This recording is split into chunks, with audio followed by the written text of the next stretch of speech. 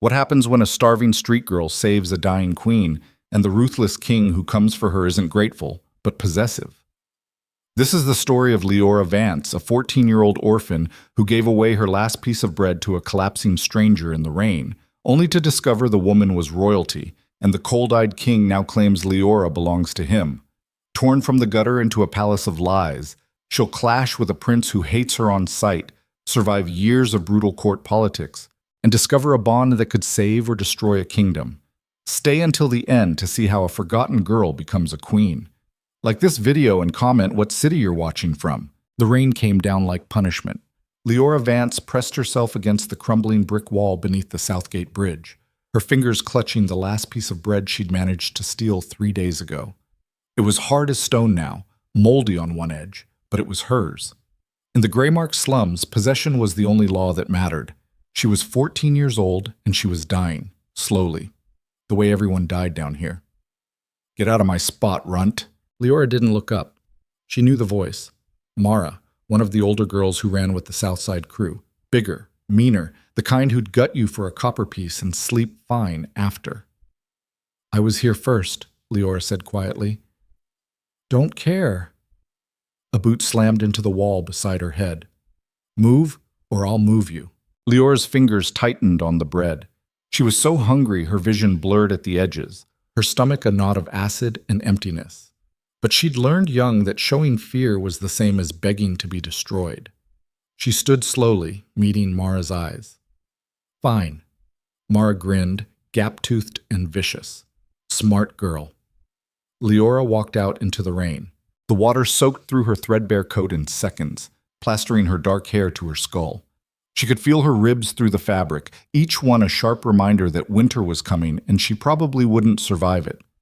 Most street kids didn't make it past 16. Leora had always figured she'd be one of the statistics. She moved through the narrow alleys of Greymark without thinking, her feet navigating by muscle memory. Past the abandoned tannery that stank of rot. Past the boarding house where men paid for girls younger than Leora and nobody said a word.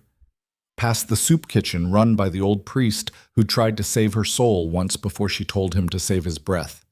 She was so focused on finding a dry corner that she almost didn't see the woman. Almost. The figure was slumped against the wall beneath the old merchant bridge, half hidden in shadow.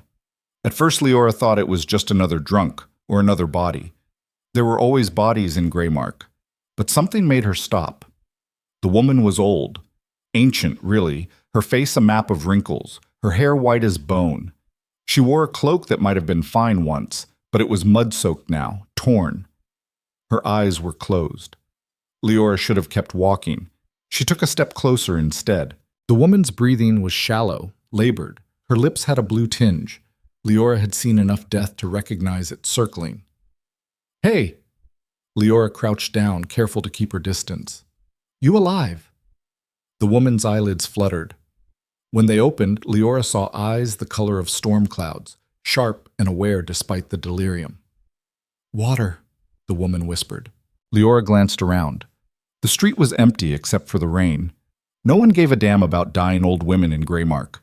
No one gave a damn about anyone. She should leave. This woman was nothing to her. Leora had her own survival to worry about.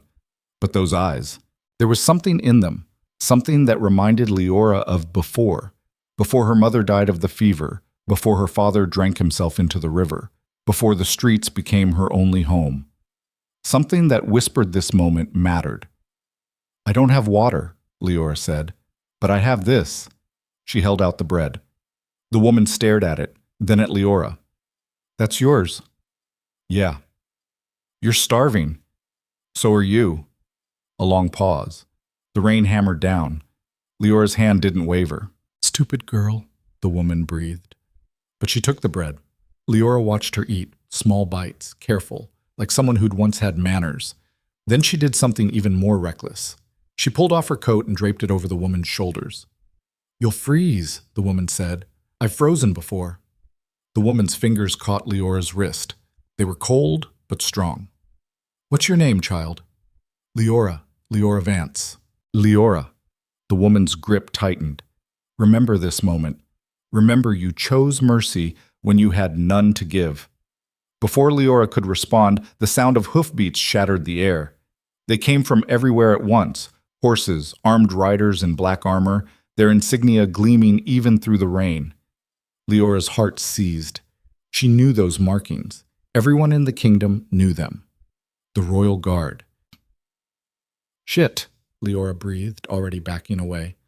Whatever this was, she wanted no part of it. The guard didn't come to Greymark unless someone important had been murdered, and Leora wasn't about to get blamed for— There! A rider pointed directly at her. With the Queen Mother! Leora froze. Queen Mother? She looked at the old woman, who was now smiling faintly, sadly. I told you to remember. The woman, Queen Mother Arwen, Leora's mind supplied numbly, whispered. The riders surrounded them in seconds. Leora tried to run, but a gauntleted hand caught her shoulder and forced her to her knees. Her face pressed against the wet cobblestones, rain filling her mouth. Don't hurt the girl. The Queen Mother's voice was stronger now, commanding despite her condition. She saved my life. Your Majesty, we need to get you to safety. I said don't hurt her. Leora heard more horses, heavier. Then silence, the kind that pressed down like a physical weight. Even the rain seemed to quiet. Someone dismounted. Leora couldn't see from her position, but she felt him, a presence that sucked the air from the street, that made every instinct scream danger. Footsteps. Slow, deliberate. Then a voice, cold and precise as a blade. Mother. Idris. The Queen Mother sounded relieved. Thank the gods, I thought I might not see you again. You thought correctly. Another hour and you would have been dead. No warmth, no emotion, just fact. What were you thinking, leaving the palace unguarded? I was thinking I wanted to see my city, my people, not the painted version you show me in reports. And you nearly died for your sentimentality. A pause. Who is this? Leora felt eyes on her, not looking at her, dissecting her, cataloging every weakness. Her name is Leora Vance, the Queen Mother said. She gave me her last food. Her only coat. She is why I'm still breathing. Silence. Then the cold voice again. Look at me, girl. The guard released Leora's head. She pushed herself up slowly, rain streaming down her face, and met the gaze of King Idris Valkane. She'd seen his face on coins, on proclamations, but nothing prepared her for the reality. He was younger than she expected, maybe 30, with sharp features that might have been handsome if they weren't carved from ice. Dark hair, pale skin, and eyes. Gold eyes. Not brown, not amber. Pure metallic gold that seemed to glow faintly in the rain-dark street. Those eyes swept over her, taking in her skeletal frame, her soaked clothes, the dirt under her fingernails. When they returned to her face, Leora saw no gratitude. No warmth, only calculation. You fed my mother, he said flatly. Yes. Why? The question caught her off guard. Because she was dying. So are half the people in this city. Why her? Leora's jaw tightened. She was cold, she was hungry, and she was kneeling in the mud in front of a king who looked at her like she was a puzzle to solve. Her patience snapped. I don't know, Your Majesty. Maybe because I'm stupid. You want me to apologize for keeping her alive? One of the guards moved toward her, but the king raised a hand. His expression hadn't changed, but something flickered in those gold eyes. Interest, maybe. Or amusement. No, he said quietly. I want you to come with me. Leora's blood went cold. What? You heard me. You're coming to the palace. Like hell I am. She tried to stand, but the guard's hand clamped on her shoulder, shoving her back down. The king stepped closer, loomed over her. You have 3 choices, Leora Vance. 1, you come willingly and live in comfort as my ward. 2, you refuse and I have you dragged there in chains. 3, I leave you here and by morning every criminal in Greymark will know you saved the Queen Mother, and they will tear you apart for the reward money on your head. Reward money? I didn't do anything wrong. You touched royalty. You possess knowledge of her whereabouts during a vulnerable moment. That makes you either an asset or a liability. His voice dropped. I prefer assets. Leora stared at him, at the armed guards, at the Queen Mother, who watched with something like pity. This was insane. This was a nightmare. I don't want to go to your palace, she said, hating how her voice shook. I don't want anything from you. Irrelevant. You gave my mother her life. Now I'm taking yours. He straightened. Bring her. Wait. Gently, he added, almost as an afterthought. She's not a criminal, yet. The guards hauled Leora to her feet. She thrashed, kicked, swore every word she'd learned in 14 years on the street. It didn't matter. They lifted her onto a horse like she weighed nothing, binding her wrists in front of her. The Queen Mother was helped onto another horse, wrapped in furs that appeared from nowhere. She caught Leora's eye and mouthed, I'm sorry. Leora didn't respond. Couldn't. The king mounted his own horse, a massive black beast with eyes almost as unsettling as its riders, and the entire procession began to move. Away from Greymark. Away from the only life Leora had ever known. Toward the palace rising in the distance like a beautiful prison. The ride took less than an hour, but it felt like days. Leora had never been outside the slums before. The city transformed as they moved through it, the crumbling tenements giving way to merchant quarters with actual glass windows, then to noble districts with gardens and iron gates. People stopped to stare at the procession, but when they saw the king, they dropped to their knees. Every single one. Leora twisted against her bonds. Do they always do that? The guard beside her, a woman with a scar across her jaw, glanced down. Show respect? Yes. Looks like fear to me. Those aren't mutually exclusive. The palace walls came into view, white stone that glowed even in the rain, impossibly tall, impossibly perfect. Gates opened at their approach, revealing courtyards, fountains, more guards than Leora could count. She'd never felt smaller in her life. They dismounted in a courtyard lit by torches that somehow stayed burning despite the downpour. Servants appeared, taking the Queen Mother away with soft voices and careful hands. Leora tried to follow, but the scarred guard held her back. You're going elsewhere, she said. Where? The king's wing. Leora's stomach dropped. Why? He wants you close. Don't ask me why. I just follow orders.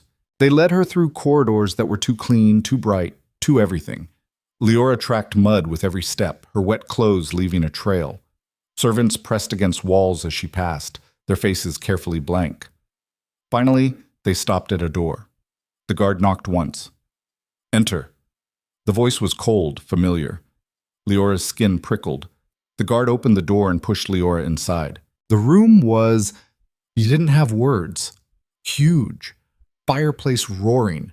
Furniture that probably cost more than every building in Greymark combined.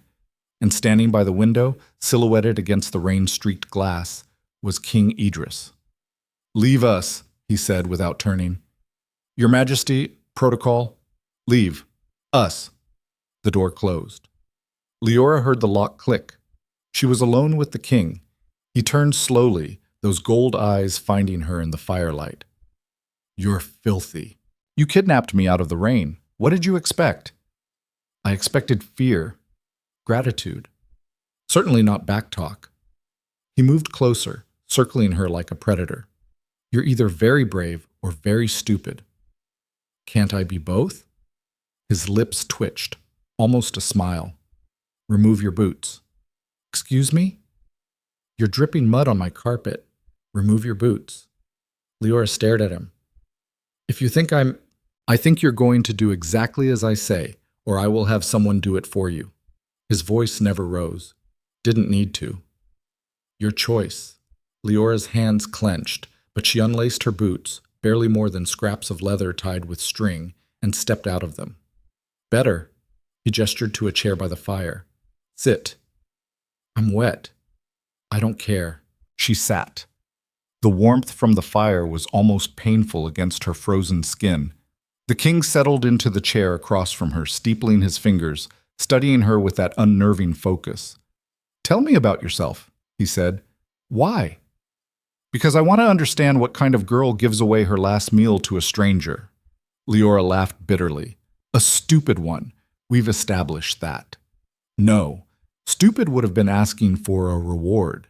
His head tilted. You didn't. Even now you haven't. Why? Because I don't want anything from you. Everyone wants something. Not from you. Silence. The fire crackled. "How old are you?" he asked finally. 14, I think. Lost track around 12. Parents? Dead. Family? None that matter. Friends? Leora met his eyes. You don't have friends on the street. You have people who haven't killed you yet. Something shifted in his expression. Not quite sympathy, but recognition? You've survived alone for 2 years. 3. 3 years in Greymark. Most adults don't last 3 months, he leaned forward. That takes intelligence, adaptability, ruthlessness. Is there a point to this? The point, Leora Vance, is that you saved my mother's life. I don't believe in debts, but I believe in leverage. You are now under my protection, which means you live here, you eat here, and you do exactly as I command. Rage flared hot in her chest. I'm not your property. No, you're my ward. Legally, there's a difference. Practically? His smile was razor thin. Not much. You can't just, I can. I am. Adjust. He stood. You'll be given quarters, food, clothing. In return, you will learn to read, write, behave like someone who belongs in civilized society. You will attend tutors, follow rules, stay out of trouble. And if I refuse, then I'll have you escorted back to Greymark and let nature take its course. He paused at the door. But we both know you won't refuse, because despite your anger, despite your pride, you want to live, don't you? Leora's throat tight. She did. God help her, she did. I'll take your silence as agreement. He opened the door. The scarred guard stood outside. Take her to the east wing, 3rd floor. Make sure she bathes, burns those clothes, feed her something light. Her stomach won't handle a full meal yet. Yes, Your Majesty. He glanced back at Leora one last time. Welcome to your new life, Miss Vance. Try not to disappoint me. Then he was gone. The next 3 hours were a blur of sensations Leora's brain couldn't quite process. Servants, actual servants, led her through more corridors to a room that was bigger than any space she'd ever inhabited. They ran a bath in a porcelain tub, the water so hot it nearly scalded. Leora was too shocked to fight when they stripped her filthy clothes and guided her into the water. She'd never been fully submerged before. The heat soaked into her bones, loosening muscles she hadn't realized were clenched. One of the servants, a middle-aged woman with kind eyes, washed her hair gently, working out years of dirt and tangles. You're safe now, the woman murmured. His Majesty may be cold, but he protects what's his. Leora wanted to argue that she wasn't his, but her body was warm for the first time in forever, and the words died. They dressed her in a soft nightgown that felt like sin against her skin, led her to a bed with actual sheets, brought her food, bread and cheese and soup that smelled like heaven. Eat slowly, the servant warned. Your stomach's not used to this. Leora tried, but the first bite of bread, soft, fresh, still warm, broke something inside her. She ate until her stomach hurt, tears streaming down her face, unable to stop. The servant just patted her shoulder. When Leora finally collapsed into the bed, full and clean and warm, she expected to feel grateful. Instead, she felt trapped. She stared at the ceiling, painted with scenes of angels and clouds, and wondered what the hell she'd gotten herself into. But sleep came hard and left early. Leora woke to sunlight streaming through windows she'd never noticed the night before. For a disorienting moment, she thought she was still in Greymark, that the palace had been a fever dream. Then she saw the room. Real. All real. A knock on the door. Miss Vance? May I enter? Leora sat up, pulling the blanket around herself. Sure. The door opened to reveal a man in formal clothes, black jacket, silver buttons, expression that gave away nothing. Good morning.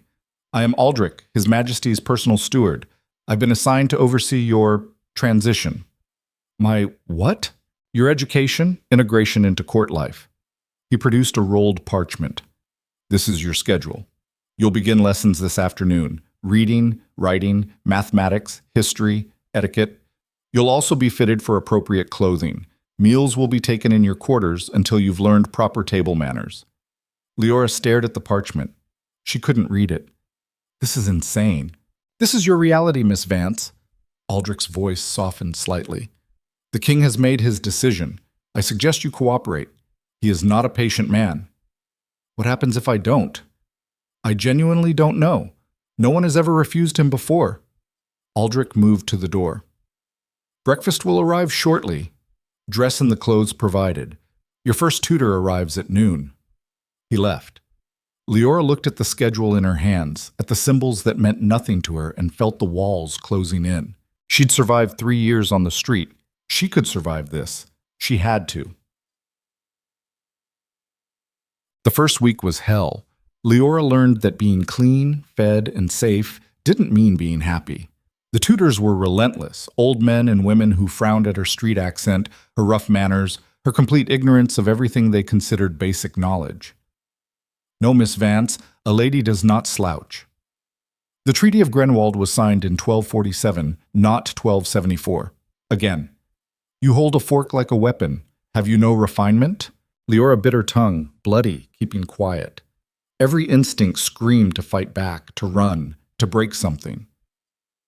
But she was trapped in a gilded cage, watched constantly, never allowed beyond the east wing without an escort. She saw the king exactly once during that first week. It was evening. She'd been walking the corridor with Aldrich, returning from another excruciating etiquette lesson. The king appeared from a side hallway, dressed in formal robes, gold eyes sharp. He glanced at her. Progress? She learns quickly, Your Majesty, Aldrich said, though her resistance to instruction remains notable. Good. The king's gaze flicked to Leora. Resistance means she hasn't broken. I have no use for broken things. Then he was gone, leaving Leora staring after him with a confusion that was becoming familiar. The second week, something changed. Aldrich appeared at breakfast with a new announcement. You'll be attending a court gathering this afternoon. As an observer only. Do not speak unless spoken to. Leora's fork clattered to her plate. You're letting me out of this wing? The king believes you're ready for limited exposure to court dynamics. I disagree, but he doesn't particularly care about my opinion. What kind of gathering? A diplomatic reception, minor nobility, foreign ambassadors. Nothing too complex. Aldrich's expression was grim. But be warned, Miss Vance. These people will smell your street origins from across the room. They will judge you, mock you, test you. So, a regular day. Aldrich almost smiled. Yes, I suppose so. Thunk. The gathering was held in a ballroom that made Leora dizzy just looking at it. Chandeliers dripping crystal, walls covered in tapestries, people dressed in clothes worth more than lives. She stood near the back, wearing a simple dress the servants had wrestled her into, feeling every eye that landed on her. And they did land. Nobles glanced her way, then leaned to whisper to their companions. Leora caught fragments. Street rat the king adopted. Ugh, charity case. Imagine bringing that to court. She kept her face blank. Lesson 1 from the streets. Never let them see you bleed. The king presided from a raised platform, flanked by advisors. He hadn't looked her way once. Leora found herself weirdly disappointed by that. She was so focused on not looking like she wanted to bolt that she didn't notice the boy approaching until he was right beside her. You must be the famous Orphan, Leora turned. He was maybe her age, possibly a year older, tall for 15 with sharp features that echoed the king's, dark hair that fell carelessly across his forehead, and eyes, cold, gray as winter steel, and locked on her with an intensity that made her skin prickle. And you must be the famous asshole, Leora said before she could stop herself. His eyebrows rose. Excuse me? You heard me. She met his stare. Or are your ears just for decoration? For a heartbeat, she thought she'd crossed a line she couldn't uncross. Then the corner of his mouth lifted, not quite a smile, more like a predator recognizing worthy prey. I'm Riven, he said softly, Crown Prince Riven Valkane. And you just insulted me in front of half the court. Oh. Oh no. Leora's stomach dropped, but she refused to show it. Then you should have opened with your title instead of an insult, Your Highness. I didn't insult you. You called me the famous Orphan. That's not an insult? It's an accurate description. His head tilted, studying her like his father had. like she was something to dissect. "You're Leora Vance, the girl who fed the Queen Mother, my father's newest project." "I'm not a project." "Really? What are you then?" "None of your damn business." This time he did smile. It was not a kind smile. "Everything in this palace is my business, including you, especially you." "Why especially me?" "Because my father doesn't do charity. If he brought you here, he has a reason, and I intend to find out what it is." Leora's hands clenched in the folds of her dress. Maybe he just wanted to reward someone for saving his mother's life. "My father doesn't reward compassion. He exploits it." Riven leaned closer, voice dropping. "So tell me, street rat, what game are you really playing?" Anger flared, hot and reckless. "I'm not playing anything. I didn't ask to be here. I didn't ask for any of this. Your father dragged me out of my life and shoved me into this nightmare, and if I could leave, I would. But I can't. So how about you take your paranoid theories and shove them up your—" "Riven!" The king's voice cut through the ballroom like a blade. Conversation stopped. Every head turned. The king stood at the edge of the platform, gold eyes fixed on his son. "A word. Now." Riven's jaw tightened, but he stepped back from Leora with a mocking half-bow. "We'll continue this later, Miss Vance." "Can't wait," Leora bit out. She watched him walk away, spine straight, shoulders tense, and realized her hands were shaking. The scarred guard appeared at her elbow. "You should return to your quarters." "What did I do?" "Survived your first encounter with the prince. That's more than most manage." The guard steered her toward the exit. "For future reference, he's worse than his father, colder, smarter, and he doesn't forgive." Leora glanced back once. Riven stood beside the king, head bowed as his father spoke in low, sharp tones. As if sensing her gaze, Riven looked up. Their eyes met across the ballroom, and Leora saw it. Beneath the ice, beneath the arrogance, something raw, something angry, something that matched the fury burning in her own chest. Then the guard pulled her through the door, and the moment shattered. That night, Leora lay in her too-soft bed and stared at the painted ceiling. She'd been at the palace 2 weeks. She was clean, fed, safe, and she'd never felt more like a prisoner in her life. Outside her window, the city sprawled in darkness. Somewhere out there was Greymark, the alleys she knew, the hunger she understood, the freedom she'd lost. Leora closed her eyes. This was survival, she told herself, just a different kind. She could adapt. She could learn to navigate this world of silk and cruelty. She could survive the king's cold calculation and the prince's colder contempt. She could. She had to. Because going back to the streets now would mean death, and Leora Vance was not ready to die. Not yet. Not until she figured out what the hell she was really doing here, and why the king with gold eyes watched her like she was a piece on a chessboard he was learning to play. Teen. To be continued in Part 2. The days bled into weeks. Leora stopped counting after the first month.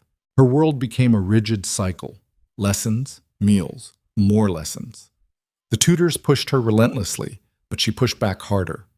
Reading came easier than she expected. Once she understood that symbols on a page were just another code to crack. Math made sense. It had rules, logic. History bored her until she realized it was just gossip about dead people and power struggles that hadn't really changed in centuries. Etiquette, though, that was torture. No, Miss Vance, a lady does not sit with her legs crossed at the knee.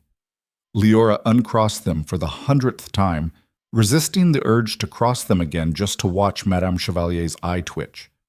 And when addressing nobility, you must curtsy. I know. Leora demonstrated, her movement stiff but technically correct. Madame Chevalier frowned.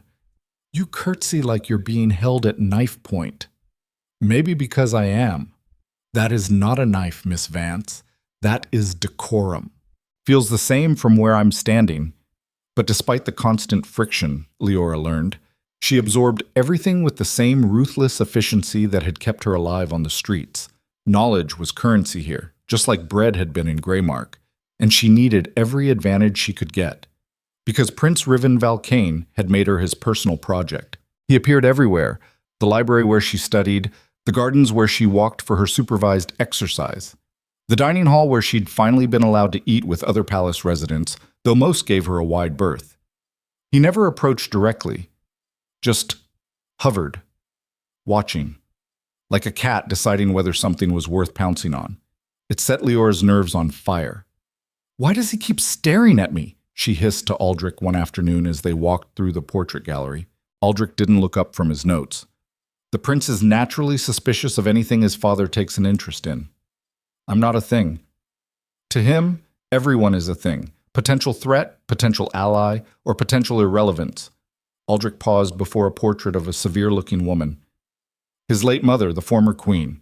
She died when he was 7, assassinated by a rival court faction. Leora studied the painting. The woman had Riven's sharp features, but her eyes held warmth the prince had never shown. That's horrible. It's reality in this kingdom. The throne is power, and power demands blood. Aldrich moved on. The prince learned young that trust is a liability. He trusts no one. Not his advisors, not his guards, not even... He stopped. Not even his father? Aldrich's silence was answer enough. Leora thought about that as they walked. About a 7-year-old boy watching his mother die. About growing up in a palace where everyone wanted something from you, where every smile might hide a knife. It didn't make Riven less of an asshole, but it made him a more understandable asshole. In fact, their second direct confrontation happened 3 months into Leora's captivity. She'd started calling it that in her head, captivity, not sanctuary, because that's what it was, gilded cage or not. She was in the library, genuinely lost in a book about trade routes, boring but useful, when a shadow fell across her page. You read now. She didn't have to look up to know it was Riven. She'd learned to recognize his presence, cold, sharp, impossible to ignore. Amazing what happens when you're not fighting to survive every second, Leora said, still not looking up. Is that what you think you were doing? Surviving? Versus what? Thriving? Now she did meet his eyes. Yeah, Your Highness, I was surviving, that thing you've never had to worry about a day in your life. He moved closer, one hand resting on the back of her chair. You think I don't understand survival? I think you understand politics, scheming, court games. But actual survival? Going days without food? Sleeping in the cold because if you find shelter, someone bigger will take it from you? Choosing between dying slow and dying fast? She slammed the book closed. No, you don't understand that. And you think that makes you better than me. I think it makes me honest. You wear masks. I never had that luxury. Riven's smile was sharp enough to cut. Everyone wears masks, Leora. Even you. Especially you. My name is Miss Vance to you. Your name is whatever I decide it is. He leaned down, close enough that she could see silver flecks in his gray eyes. You're in my world now. And in my world, you don't get to make demands. You don't get to pretend you're still some noble street urchin who saved a queen out of the goodness of your heart. Leora's temper snapped. She stood so fast her chair toppled, putting them nearly nose to nose. You want to know the truth? I gave your grandmother that bread because I thought she was just another dying old lady, and I was tired of watching people die alone. That's it. No scheme, no angle. Just one human moment in a life that never let me have them. Liar. Believe whatever you want. I don't care. Yes, you do. His voice dropped. You care desperately what we all think, because you're terrified that if you're not useful, if you're not needed, my father will throw you back to the streets to die. The words hit like fists. Because they were true. Leora's hands clenched, nails biting into her palms. Get away from me. Make me. I'm not joking. Neither am I. He straightened, looking down at her with something like curiosity. You have fire, I'll give you that. Most people crumble under my attention within minutes. You just get angrier. Congratulations. You found someone who doesn't worship you. Want a medal? I want to know what you're really doing here. Ask your father. He's the one who dragged me into this insanity. I have. He won't answer, which means you're either important in ways I haven't figured out yet, or... He trailed off, studying her. Or you're bait. Leora's blood chilled. Bait for what? That's what I intend to discover. He left without another word, leaving Leora standing in the wreckage of her composure. Bait. The word echoed. For the first time since arriving at the palace, Leora wondered if Riven wasn't paranoid. Maybe he was right. That night, Leora dreamed of rain and dying queens and gold eyes that saw through her skin to the terror beneath. She woke gasping. The room was dark except for moonlight through the window. For a moment, she couldn't remember where she was. Palace, street, somewhere in between. Then memory returned, heavy as chains. She couldn't do this. The thought rose sudden and overwhelming. She couldn't live like this. Watched, controlled, shaped into something she wasn't. Being hungry was torture. But this slow erosion of self, this was worse. Leora threw off the covers and moved to the window. The palace grounds spread below, beautiful and impassable. Guards patrolled, walls rose. Even if she could somehow escape, where would she go? Back to Greymark? She'd lasted 3 years through luck and desperation. How long before that luck ran out? Forward into this life? Becoming whatever the king wanted her to be? There had to be another option. There had to be. But as Leora pressed her forehead against the cold glass, watching the moon paint silver across the prison of her new life, she couldn't see it.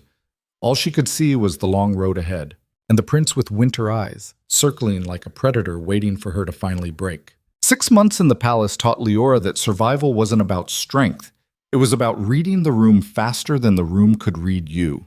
She got good at it. She learned which nobles would smile to her face and scheme behind her back, which servants genuinely pitied her, and which resented a street rat sleeping in silk, which tutors actually wanted her to learn, and which hoped she'd fail so they could report back to whoever was keeping score. Because someone was always keeping score. The king watched her progress with those unnerving gold eyes during their weekly meetings. Sessions Aldrich called evaluations, and Leora called interrogations. Your mathematics tutor says you've surpassed his expectations, King Edris said one afternoon, not looking up from the report in his hands. They sat in his private study, a room of dark wood and darker intentions. He has low expectations, Leora replied. He has realistic expectations for someone who couldn't read 6 months ago. The king set down the parchment. You're adapting well. I'm surviving. There's a difference. Not to me. He leaned back in his chair. Tell me what you've observed about the court. This was new. Leora straightened.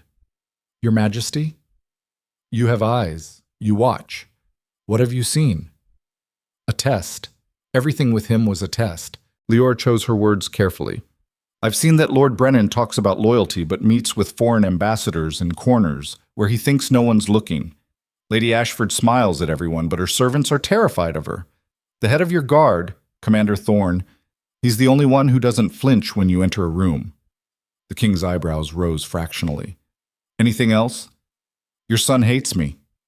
My son hates everyone. You're not special. He watches me different than he watches others. How so? Leora met his gaze, like he's waiting for me to confirm something he already believes. Silence. The king's expression gave away nothing, but something shifted in the air between them. Perceptive, he said finally. Riven believes you're a threat to his position, or a tool I'm using against him. Am I? Which would bother you more? The question landed like a blade. Leora's jaw tightened. I'm not interested in your games, Your Majesty. I didn't ask to be part of whatever this is, and yet here you sit, fed and clothed and educated at my expense. He stood, moving to the window. Do you know why I brought you here, Leora? Her heart kicked. You said it was because I saved the Queen Mother. That's what I told the court. He turned, backlit by gray daylight. The truth is simpler. You made a choice that revealed character. In a city of thousands, you were the only one who stopped.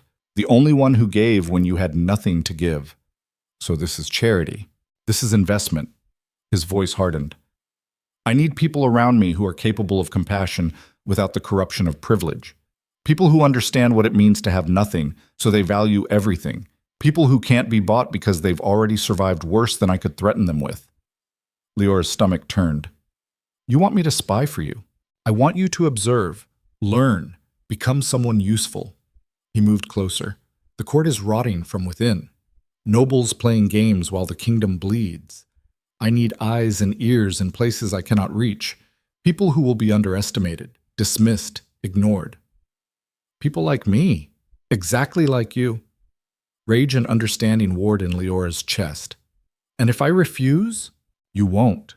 The king's smile was cold. Because refusing means going back to Greymark, and you're not that girl anymore. You've tasted safety, security, purpose. You won't give that up. He was right. Leora hated him for it, but he was right. What do you want me to do? She asked quietly. For now, continue your lessons, attend court functions, listen, watch, report anything unusual to Aldrich. He returned to his desk. And stay away from Riven. He's too unstable where you're concerned. He approaches me, not the other way around. Then learn to discourage him. How exactly am I supposed to discourage a prince? The king's eyes glinted. You're a smart girl. Figure it out. Staying away from Riven proved impossible. He was everywhere she turned, like a shadow she couldn't shake. The library, the gardens, the Eastern Gallery where she'd taken to walking because the portraits distracted her from the cage she was living in. A week after her conversation with the king, Leora was studying in her quarters when her door opened without warning. She looked up. You're supposed to knock. Riven stood in the doorway, dressed in training clothes, a light sheen of sweat on his skin. He'd been in the practice yards. Leora had learned his schedule without meaning to. Mornings with weapons masters, afternoons with strategic tutors, evenings doing whatever princes did when they weren't tormenting former street orphans. This is my palace, he said. I don't knock.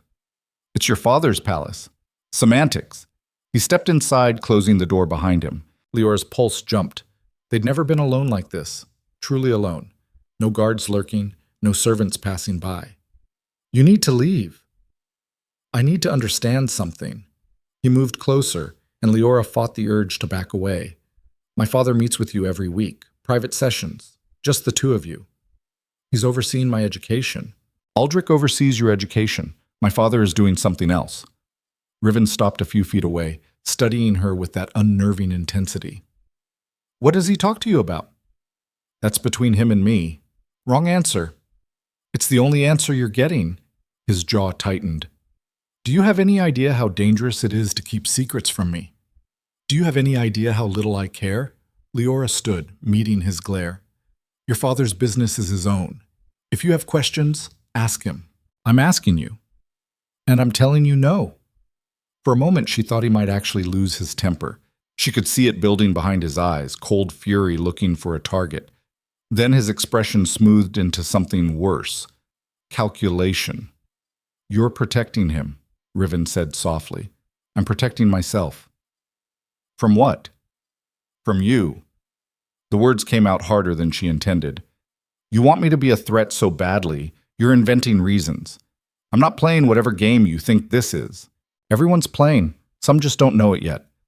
He circled her slowly like he had in the library months ago.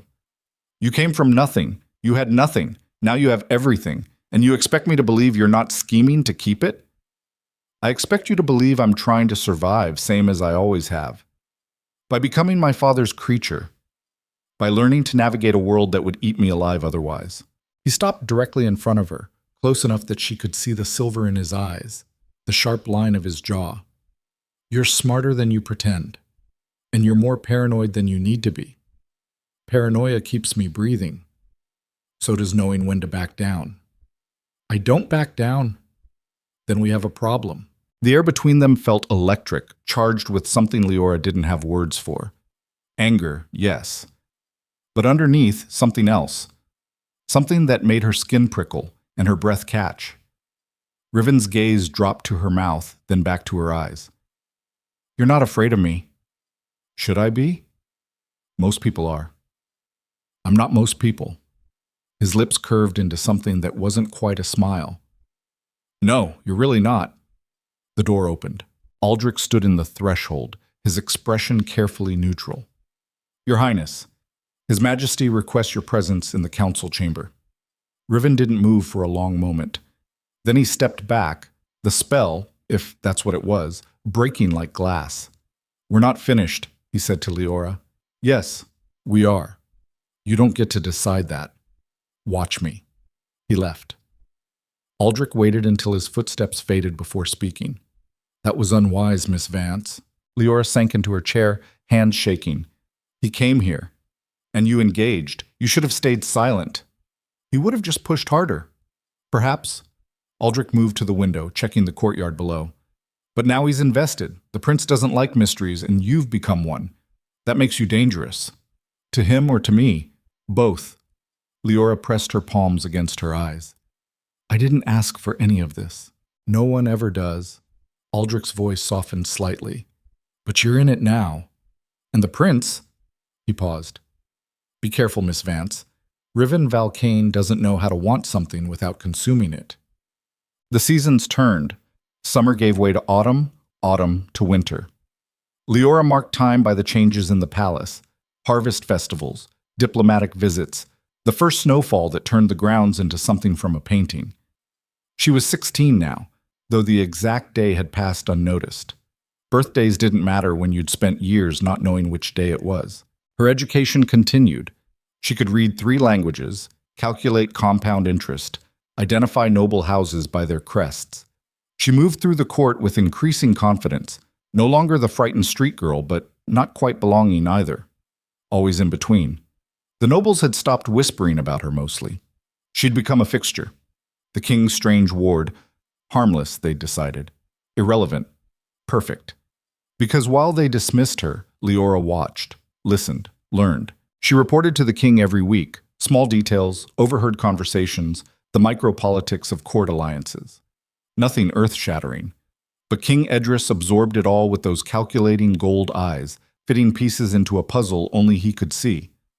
Lord Brennan is meeting with the Asterian ambassador again, Leora said during one session. 3rd time this month. Interesting. The king made a note. Context? They talk about trade routes. But the ambassador keeps mentioning insurance and Brennan gets nervous. Good. What else? Lady Ashford dismissed her headmaid. The woman had been with her for 15 years. Why? The maid saw something, I don't know what, but she left in tears and Lady Ashford hired someone younger. Someone who doesn't ask questions. The king's expression darkened. I'll look into it. Anything involving Riven? The question always came. Always. He's been spending more time in the training yards, Leora said carefully. Working with the guards. Commander Thorne says he's the best swordsman in the kingdom. He's showing off. For who? You, probably. The king's gaze sharpened. He's still bothering you? No more than usual. Meaning constantly. Leora didn't respond. The truth was complicated. Riven hadn't cornered her in her room again, but their encounters had become something. Not quite fights, not quite conversations. Verbal sparring that left Leora wound tight and confused. He'd find her in the library, and they'd argue about philosophy. He'd sit across from her at court dinners. He'd started attending those more often, and make cutting observations about the nobility that were actually funny if you ignored the cruelty underneath. He'd appear in the gardens where she walked, and they'd trade barbs until one of them landed a hit, sharp enough to draw blood. It was exhausting. It was also the most alive Leora felt. Stay away from him, the king said, not for the first time. I'm trying. Try harder. But the universe had other plans. The Winter Ball was the palace's grandest event. Nobles from across the kingdom descended like gorgeous vultures, dripping jewels and false smiles. Leora had been dreading it for weeks. You'll attend, Aldrich had informed her. His Majesty insists. As what? Entertainment? As his ward. You have a place in this court now. Act like it. So Leora found herself in a dress that cost more than she could imagine. Deep blue silk that made her skin look less pale, fitted in ways that made her uncomfortably aware of having a body. Servants had done something to her hair, pinning it up with what felt like 1,000 pins. She looked in the mirror and barely recognized herself. You clean up well, Aldrich said when he came to escort her. Try not to insult anyone important. I'll insult whoever I want. That's what I was afraid of. The ballroom blazed with light. Hundreds of candles, thousands of guests, music that swelled and crashed like waves. Leora entered on Aldrich's arm and felt every eye turn. The whispers started immediately. That's her? Street Orphan playing dress-up. King's pet project. Leora lifted her chin and didn't let them see her flinch. The king stood on the dais, resplendent in formal robes, the queen mother beside him looking frail but radiant. Their eyes met across the room. He nodded once. Permission, acknowledgement, warning. Leora wasn't sure which. Miss Vance. She turned. A young nobleman bowed slightly. Lord something, she'd forgotten his name. Would you honor me with a dance? Leora had learned to dance. Hated every lesson, but learned. She's already promised this dance to me. The voice came from behind her, cold, final. Leora's spine stiffened. She didn't have to look to know. Riven appeared at her elbow, dressed in black and silver, hair pulled back, looking every inch the prince he was. His eyes locked on the nobleman with predatory focus. Your Highness, the lord stammered. I didn't realize. Now you do. Riven's hand found Leora's waist. Move. The nobleman fled. Leora rounded on Riven. What the hell do you think you're— But he was already pulling her onto the dance floor, one hand firm on her waist, the other catching hers. The music swelled. They moved. I don't remember promising you anything, Leora hissed. You didn't. I claimed you anyway. You can't just claim people. I'm a prince. I can do whatever I want. Your ego is showing. So are your claws. His grip tightened fractionally. Relax. You're dancing like you're going into battle. Maybe because I am. Against who? Me? His laugh was low, humorless. I'm not your enemy, Leora. Could have fooled me. I don't have enemies.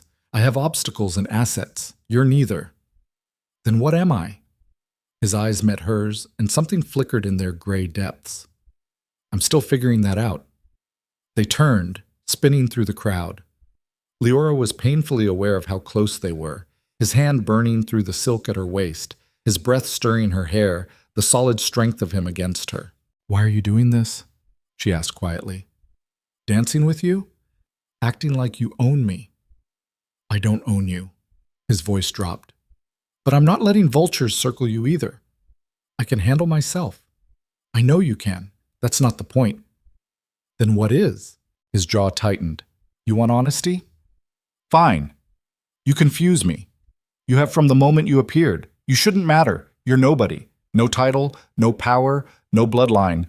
But my father treats you like you're valuable. And anything my father values, I need to understand. So this is still about him. This is about survival. Same as you. He pulled her closer as the music swelled. But it's also about the fact that you're the only person in this entire palace who talks to me like I'm human instead of a crown to manipulate.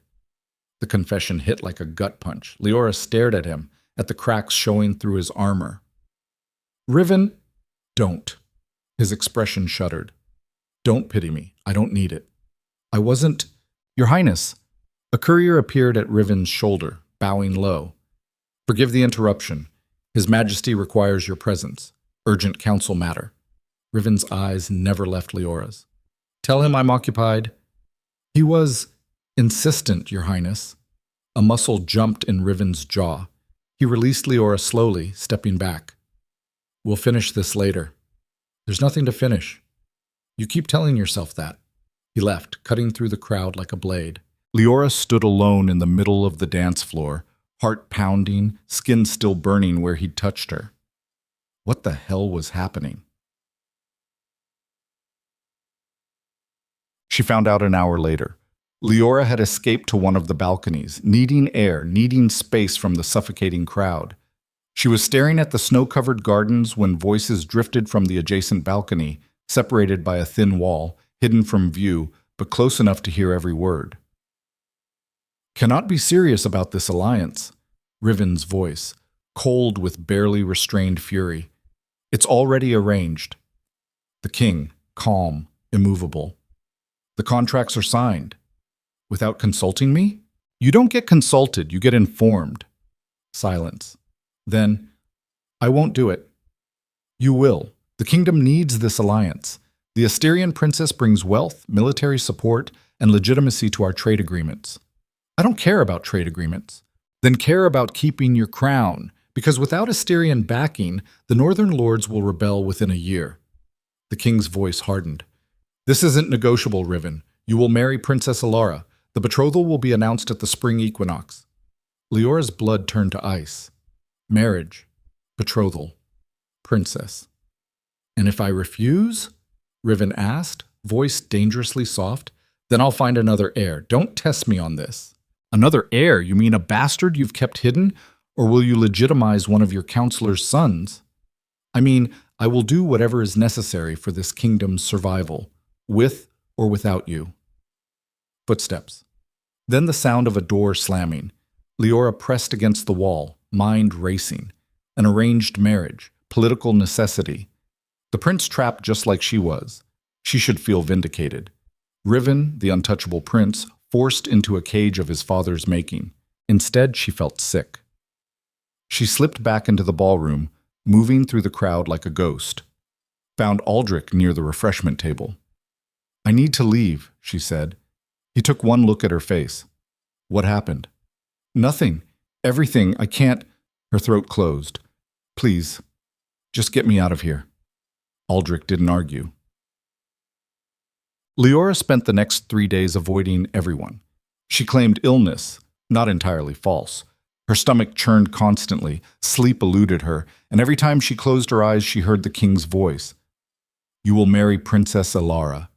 It shouldn't matter. Riven was nothing to her, less than nothing, an obstacle she'd learned to navigate. Except that wasn't true anymore, was it? Somewhere between the arguments and the dancing and the moments when his mask slipped, something had shifted, something Leora didn't want to name because naming it made it real. On the 4th day, her door opened without warning. She looked up from the book she was pretending to read. Riven stood in the doorway, looking like he hadn't slept either. His hair was disheveled, his usual composure cracked at the edges. You've been hiding, he said. I've been sick. You've been avoiding me. He stepped inside, closing the door. Why? Why do you care? Because He stopped, ran a hand through his hair. Because you left the ball without a word. Because you won't look at me when we pass in the halls. Because something changed and I need to know what. Leora set down the book. You're getting married. The words hung between them like an executioner's blade. Riven went very still. How do you know that? I overheard.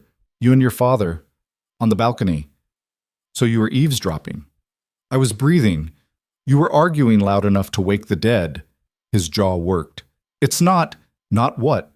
Not real? Not happening? Leora stood, anger finally finding purchase. Don't lie to me. I've had enough of lies in this place. I'm not lying. It's an arrangement, a political contract, that you have to honor, that my father is forcing on me. There's a difference. Is there? She moved closer, reckless with fury and something sharper. You'll still marry her. You'll still stand there and make vows and bind yourself to someone you don't even know, because that's what princes do. That's what duty demands. You think I want this? I think it doesn't matter what you want. Same as it doesn't matter what I want. We're both just pieces your father's moving around his board. Riven closed the distance between them in 2 strides. Don't compare yourself to me. Why not? We're both trapped. We're both dancing to someone else's tune. The only difference is your cage has prettier bars. His hands caught her shoulders. Not rough, but firm, desperate. You think this is easy for me? You think I don't know what I'm losing? Losing? You never had anything to lose. This is just your life, duty, obligation, a crown instead of a choice. He stopped. His eyes searched hers, wild and raw. I had the possibility of something real. For the first time in my life, I had someone who saw me. Not the prince, not the heir, just me. Leora's breath caught. Riven, and now I'm losing it before I even understood what it was. The confession broke something in her chest. She should step back, should put distance between them, should remember that this was impossible, that he was engaged, that nothing about this could end well. Instead, she reached up and touched his face. His eyes closed at the contact. Leora, this is insane. I know. We can't. I know. But neither of them moved. The space between them felt charged, electric, like the air before a lightning strike. Leora could feel his heartbeat through his shirt, fast, erratic, matching hers. Tell me to leave, Riven whispered. Tell me you don't. I can't. His forehead pressed against hers. This is going to destroy us. I know. My father will. I don't care. His laugh was broken. Liar. So are you. They stood there, breathing the same air, balanced on a knife's edge between wanting and wisdom. Then Riven pulled back, hands sliding from her shoulders. I have to go. I know. The betrothal announcement is in 2 months. I know. After that, everything changes. Leora's throat burned. It already has. He looked at her one last time, memorizing, mourning, then turned and walked out. The door closed. Leora sank to the floor, back against the wall, and finally let herself feel the full weight of what had just happened. She'd fallen for the one person in the kingdom she absolutely couldn't have. And in 2 months, she'd watch him pledge himself to someone else. Quack. The weeks that followed were torture. Leora threw herself into her studies, into the king's spy work, into anything that would distract her from the countdown ticking in her head. She avoided Riven. He avoided her. They moved through the palace like ghosts haunting the same halls. But the pull between them didn't fade. If anything, it grew stronger. Stolen glances across the dinner hall. Moments when they'd round a corner and nearly collide, freezing in each other's space before one of them fled.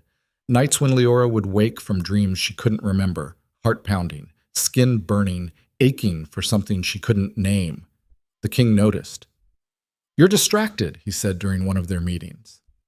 I'm fine. You're compromised. His gold eyes pierced through her. What happened with Riven? Leora's mask didn't slip. Nothing, Your Majesty. Don't lie to me. I've watched you both for weeks. Something changed. He's getting married. That changes everything. For him, perhaps. Not for you. The king leaned forward. Unless you've developed feelings. The word hung like an accusation. No, Leora said. Another lie. He sat back, expression unreadable. This is exactly what I was afraid of. You don't have to be afraid of anything. I know my place. Do you? Because from where I'm sitting, you're about to make a catastrophic mistake. I'm not making any mistakes. Then prove it. The betrothal ball is in 3 days. You'll attend. You'll smile. You'll watch my son pledge himself to Princess Ilara, and you'll do it without falling apart. Leora's hands clenched in her lap. Of course, Your Majesty. Good. He returned to his papers. Because if you can't handle this, you're no use to me, and I don't keep useless things. The threat was clear. Leora left the study with her composure intact and her heart in pieces. 3 days. She could survive 3 days. She had to. The betrothal ball made the winter celebration look modest. Every noble house in the kingdom attended. Foreign dignitaries, ambassadors. The princess herself, Ilara of Asteria, blonde and beautiful and perfect in ways that made Leora want to break things. Leora wore red this time, a dress Aldrich had chosen, saying it matched her current mood. She didn't argue. The ceremony was held at sunset in the grand ballroom. Leora stood in the crowd, watching as Riven and Ilara stepped onto the dais. The princess smiled shyly. Riven's expression was carved from stone. The king spoke about duty and alliance and the future of the kingdom. Leora stopped listening. She focused on breathing, on keeping her face neutral, on not running. Then Riven's eyes found hers across the room, and something shattered. She saw it happen. The careful control he'd maintained for weeks finally breaking. His jaw clenched, his hands fisted. For one terrible moment, Leora thought he might actually refuse, but he didn't. He turned to Ilara and spoke the words, pledged himself, accepted the ring. The crowd erupted in applause. Leora turned and walked out. She made it to the gardens before her legs gave out. Collapsed on a bench beneath a flowering tree, gasping for air, tears streaming down her face. Footsteps crunched on gravel. I'm fine, she choked out. Just leave me. You're not fine. Riven. She looked up. He stood a few feet away, still in his ceremonial clothes, chest heaving. You're supposed to be in there, Leora said, with your fiancé. I couldn't. His voice broke. I saw your face and I couldn't. Stop. She stood on shaking legs. Just stop. This is done. You're engaged. In 6 months, you'll be married. This, whatever this is It's over before it started. No. Yes. She backed away. Go back inside, Riven. Smile at your princess. Play your part. And what about you? I'll play mine. I'll watch. I'll play mine. I'll watch. I'll survive. Like I always do. Leora's voice cracked on the last word. Now go. Come with me. The word stopped her cold. She turned slowly. What? Leave. Riven stepped closer, urgency bleeding through his composure. Tonight, before the wedding, before this becomes real. Are you insane? Probably. He reached for her hand. But I don't care. We'll go somewhere they can't find us. Start over. Leora jerked away. You're a prince. There is no somewhere they can't find you. Then we'll keep running. For how long? A month? A year? Until your father's guards drag us back and execute me for kidnapping royalty? She laughed bitterly. I'm not stupid enough to believe in fairy tales. This isn't a fairy tale. It's a choice. It's suicide. His eyes blazed. Then what do you suggest? I marry her? Spend the rest of my life pretending I don't… He stopped, swallowed hard. Pretending you don't exist? Yes. The word tasted like ash. That's exactly what I'm suggesting. I can't. You have to. Leora, no. She backed toward the garden exit. This conversation is over. Go back to your party. Go back to your princess. Forget about me. I couldn't forget you if I tried. The raw honesty in his voice nearly broke her. Leora ran. She fled through the gardens, through the servants' passages, up the stairs to her room, locked the door, pressed her back against it, and slid to the floor. This was wrong, all of it. She shouldn't feel this way about someone she was supposed to hate, someone who represented everything she'd been taught to distrust, privilege, power, the casual cruelty of those born with everything. But Riven wasn't that. Not entirely. Beneath the ice, beneath the armor, he was just as trapped as she was, just as desperate for something real in a world built on lies. And now they were both bleeding for it. A knock on the door made her jump.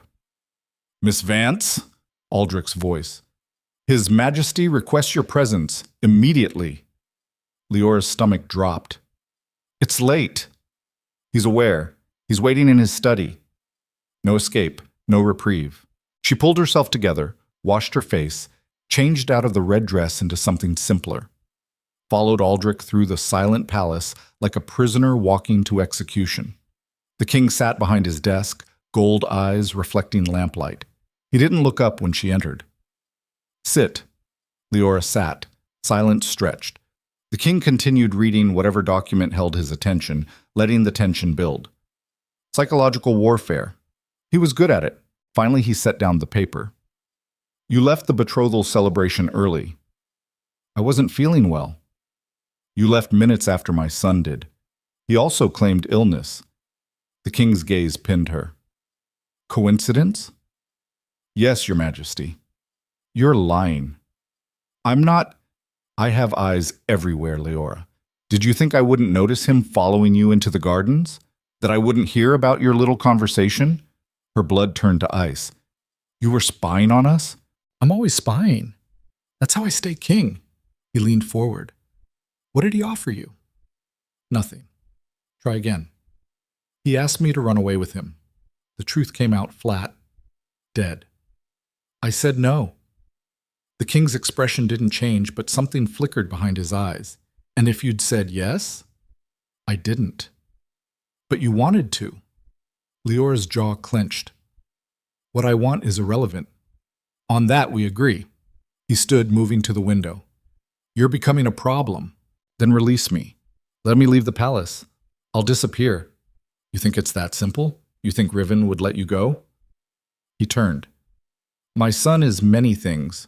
Rational isn't one of them, not where you're concerned.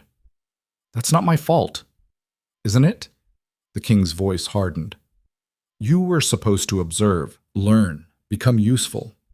Instead, you've become a distraction, a weakness, something my enemies could exploit. I haven't done anything wrong. Your existence is doing something wrong. He moved closer. Every moment Riven spends thinking about you is a moment he's not focused on his duties. Every time he looks at you instead of his future wife, He broadcasts vulnerability to a court full of vultures. Then marry him off faster. Get it over with. Oh, I intend to. The king's smile was cold. The wedding has been moved up. 3 months instead of 6. The floor tilted. What? Princess Alara's father is concerned about northern instability. He wants the alliance formalized before summer. I agreed. He watched her reaction carefully. The ceremony will be held on the spring equinox. You will attend, you will smile, and you will never speak to my son privately again. You can't. I can. I am. And if you defy me on this, I will ensure you regret it. Leora's hands fisted in her skirt. Is that a threat? It's a promise. He returned to his desk. You owe me your life, Leora. Don't make me regret saving it. Patikas. The next morning, Leora woke to find guards stationed outside her door. Not obviously. They stood at the end of the hallway, casual poses, but their eyes tracked her every movement. When she tried to leave her room, one stepped forward. Miss Vance, His Majesty has requested you remain in your quarters today. Why? He didn't say. House arrest, barely veiled imprisonment. Leora retreated inside, fury and fear warring in her chest. She paced, tried to read, stared out the window at the gardens she couldn't access. Hours crawled past. When the door finally opened, it wasn't a guard or Aldrich. Queen Mother Arwen stepped inside, moving slowly but steadily. She'd grown stronger over the months, color returning to her face. She looked at Leora with eyes that held too much understanding. You're angry, the old woman said. I'm imprisoned. You're protected. There's a difference. Not from where I'm standing. Arwen settled into a chair, just gesturing for Leora to sit across from her. My son told me what happened. About Riven. About your feelings. Shame burned through Leora. I don't have feelings. Child, I've lived 80 years. I know what denial looks like. The Queen Mother's voice softened. And I know what impossible love feels like. I married Edris's father for duty, not desire. It was a cold marriage. Necessary, but cold. Why are you telling me this? Because I want you to understand what you're walking into if you pursue this path.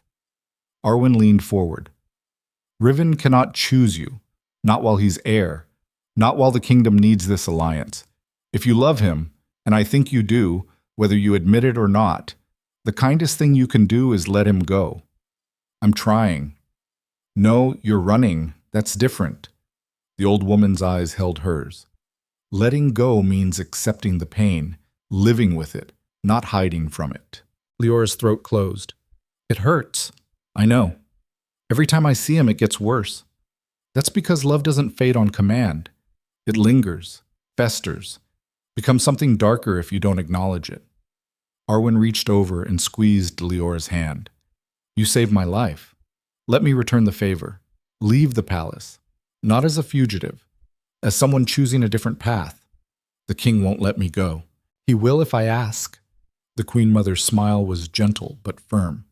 I still have some influence. I can convince him you're not a threat. That distance will solve this problem better than proximity. Hope flared, dangerous and desperate. Where would I go? I have a cottage in the countryside, remote, peaceful. You could heal there, find yourself again. And Riven? He'll survive. He's stronger than he looks. Arwen stood slowly. Think about it. You don't have to decide now, but know the offer stands. After she left, Leora sat in the silence and faced the truth she'd been avoiding. She was in love with Riven Valkane, and love was going to destroy both of them if she stayed. 3 days later, the decision was made for her. Leora was walking through the palace library, guards trailing at a discreet distance, when she overheard voices from the restricted archives section. Normally, she wouldn't have cared, but one voice made her freeze, Riven, and someone else. Male. Unfamiliar. She moved closer to the partially open door, careful, silent. Understand the risk you're taking, the stranger was saying. If your father discovers, he won't. Riven's voice was cold steel. I've been careful. Careful? You've been obsessed. Everyone's noticed. The girl is all you think about. Don't call her that. What should I call her? Your weakness, your fatal flaw. Call her nothing. This conversation is over. No, it's not. The stranger's tone shifted, became urgent. Listen to me, Riven. There's another way. The engagement, it doesn't have to be permanent. Leora's pulse spiked. She pressed closer to the door. What are you suggesting? Riven asked slowly. An accident after the wedding. The princess. She could fall ill. These things happen. Silence. Then, you want me to murder my wife? I want you to consider your options, a strategic death, a tragic loss. You'd be free to... The sound of flesh hitting stone cut him off. Leora flinched. Get out! Riven's voice shook with rage. Get out before I have you executed for treason. I'm trying to help you. You're trying to turn me into a monster. Leave. Now. Footsteps. The stranger rushed past, nearly colliding with Leora. He stopped, eyes widening when he saw her. You. Lord Brennan, the nobleman the king suspected of conspiracy. How much did you hear? Nothing, Leora lied. Liar. His hand shot out, gripping her arm. You're his little spy, aren't you, running everything back to the king? Let go of me. Not until you swear you'll keep your mouth shut about... She said let go. Riven appeared in the doorway, fury carved into every line of his face. His eyes locked on Brennan's hand on Leora's arm, and something dangerous flickered behind them. Brennan released her immediately. Your Highness, I was just leaving permanently. Riven's voice could have cut glass. Pack your things. You're banished from court as of this moment. You can't... I can. I am. If you're still here by sunset, I'll have you arrested. He stepped closer to Brennan, looming. And if you ever touch her again, banishment will be the least of your concerns. Brennan fled. The silence he left behind felt suffocating. Riven turned to Leora. Are you all right? I'm fine. She backed away. We shouldn't be talking. I know. Your father's watching, always watching. I don't care. Well, I do. She moved toward the exit. Congratulations on your engagement, Your Highness. I hope you'll be very... His hand caught hers. Don't. Don't what? Don't pretend you don't feel this. His grip tightened. Don't act like we're strangers when we both know. Know what? She pulled free. That this is impossible. That you're marrying someone else in 3 months? That every moment we spend together makes everything worse? Yes. The word broke from him. All of that. And I still can't stay away from you. Then try harder. I have been trying. For months. It doesn't work. He ran a hand through his hair, frustration bleeding through. You think I want to feel this way?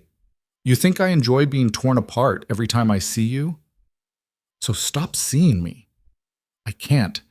Believe me, I've tried. His laugh was bitter. You're everywhere. In every room, every corridor, every damn thought in my head. Leora's chest ached. This is torture. For both of us. Then end it. Marry your princess. Be happy. I could never be happy without... He stopped, closed his eyes. I shouldn't have said that. But he had, and the words hung between them like a confession neither could take back. Leora looked at him, really looked, saw the shadows under his eyes, the tension in his shoulders, the barely restrained desperation in every movement. He was breaking. They both were. I'm leaving, she said quietly. His eyes snapped open. What? The Queen Mother offered me a cottage in the countryside. I'm taking it. No, it's not your decision. Leora, this is what's best for both of us. She forced the words out. You'll get married. I'll disappear. We'll both survive. I don't want to just survive. His voice dropped to something raw. Not anymore. Too bad. Survival is all we get. She walked away before he could respond. Before she could change her mind, before she could do something catastrophically stupid like stay. The arrangements were made quickly. The king agreed to Leora's departure with surprising ease. Distance will do you both good, he said, gold eyes unreadable. The wedding is in 2 months. After that you may return if you wish, or stay in the cottage permanently. Your choice. Leora didn't plan to return. Ever. She packed her few belongings, books, clothes the palace had given her, nothing she'd brought from Greymark because that girl was dead. She died the moment she stepped into this palace. The night before she was set to leave, Aldrich appeared at her door. His Highness requests your presence in the East Garden, midnight. The steward's expression was carefully neutral. I'm to escort you. No. Miss Vance? Tell him no. He was quite insistent. I don't care. Leora turned away. I'm leaving tomorrow. There's nothing left to say. But when midnight came, she found herself walking through the silent palace anyway. The garden was empty except for Riven, standing beneath the flowering tree where they'd first collided after the betrothal. He turned when she approached, moonlight catching the sharp planes of his face. You came, he said, against my better judgment. Story of our lives. He moved closer. You're really leaving? Yes. I could order you to stay. You won't. His smile was sad. No, I won't. He reached into his coat and pulled out a small box. I wanted to give you this, before you go. Leora stared at the box like it might bite. I can't accept gifts from you. It's not a gift, it's a promise. He opened it, revealing a ring, simple silver band with a single small stone. My mother's. The Queen Mother's. She wanted you to have it. Why? Because she sees what we're too stubborn to admit. He took the ring out, holding it up. This is a symbol, not of ownership, of choice, of the fact that you chose mercy when you had every reason not to, that you changed everything by simply existing. Leora's vision blurred. Riven, let me finish. His voice roughened. I'm going to marry Alara. I'll be a good husband, a good king. I'll do my duty, but I need you to know. He paused. I need you to know that if the world were different, if I were different, you're the only person I would have chosen. The confession shattered something in her chest. This isn't fair, she whispered. Nothing about this is fair. He held out the ring. Please, take it. She shouldn't. She knew she shouldn't. But Leora found herself extending her hand anyway. Riven slipped the ring onto her finger, not the traditional one, but her right hand. A promise, not a claim. Remember me, he said softly. When you're in that cottage, living your quiet life, remember that somewhere a stupid prince is thinking about you. Always the dramatic one. Learned from the best. His thumb brushed across her knuckles. Be safe, Leora Vance. Be happy. You too. He pulled her into his arms then, a fierce, desperate embrace that felt like goodbye and confession and every word they'd never say. Leora buried her face in his chest, breathing him in, memorizing this moment because it was all she'd have. When they finally pulled apart, both had tears on their faces. Go, Riven whispered, before I do something stupid like beg you to stay. Leora left. She didn't look back. If she had, she might have seen the figure watching from the palace windows, gold eyes tracking every movement, every touch. The king had seen everything, and he was smiling. The cottage was exactly as promised, remote, peaceful, surrounded by forest. Leora spent the first week in a haze, unpacking, exploring, trying to convince herself this was better. It wasn't. The silence was oppressive after months of palace noise. The solitude made her thoughts too loud.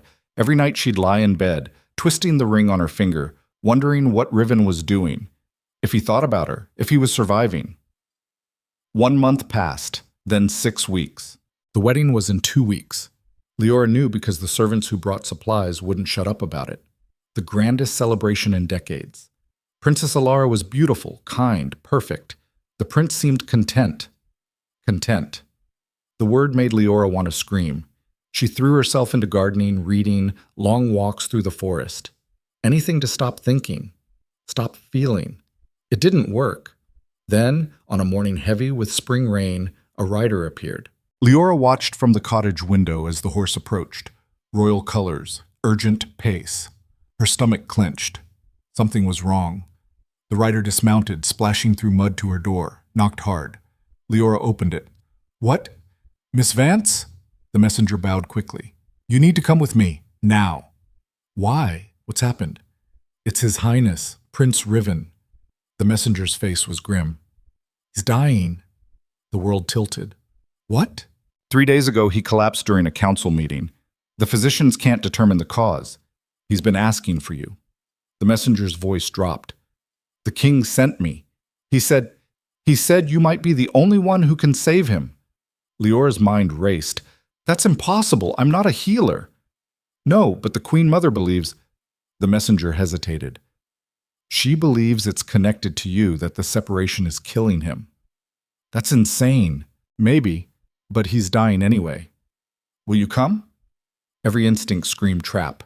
The king setting up some elaborate punishment, a test, another manipulation. But Riven was dying. Real or not, she couldn't ignore that. Give me 5 minutes, Leora said. Get. The ride back to the palace took hours. The messenger pushed the horses hard, stopping only to change mounts. Leora sat numbly, mind replaying every conversation with the king, every warning from Aldrich. This was a trap. It had to be. But what if it wasn't? They arrived at sunset. The palace loomed against the darkening sky, familiar and terrible. Guards rushed them inside, through corridors Leora had tried to forget, upstairs to the royal wing. The king stood outside Riven's chambers, speaking in low tones with physicians. He looked up when Leora approached, and something flashed in those gold eyes. You came. I was told he's dying. He is. No emotion, just fact. See for yourself. The king opened the door. The room beyond was dim, curtains drawn, air thick with the smell of sickness. Leora's eyes adjusted slowly, finding the bed. Riven lay there, pale as death, skin slicked with fever sweat. His breathing was shallow, labored. The strong, arrogant prince reduced to this, broken and fragile. Leora's heart cracked. She moved to the bedside, barely aware of the king following. What's wrong with him? We don't know. The physicians have tried everything. Bloodletting, purgatives, herbs. Nothing works. The king's voice was flat. He's been deteriorating for 3 days. Won't eat, can barely breathe. And he keeps calling your name. As if summoned, Riven's eyes fluttered open. Fever bright, unfocused. Leora? The word was barely a whisper. I'm here. She took his hand without thinking. It burned against her palm. His fingers tightened weakly. You came back. Of course I did, you idiot. A ghost of a smile. Missed your insults. Save your strength. For what? Dying? His laugh turned into a cough that racked his entire body. When it passed, blood flecked his lips. Terror shot through Leora. She turned to the king. What do the physicians say? That he has days, maybe hours. The king stepped closer, and now his mask slipped slightly. For the first time, Leora saw genuine concern, fear even. But the Queen Mother has a theory. What theory? Come with me. The king led her to an antechamber where the Queen Mother waited, looking older than Leora had ever seen her. You felt it, didn't you? Arwen said without preamble. When you left, the pull, the ache. Leora's throat closed. I don't know what you're talking about. Yes, you do. The old woman stood slowly. Because I've seen this before. My grandmother had it. A bond. Ancient.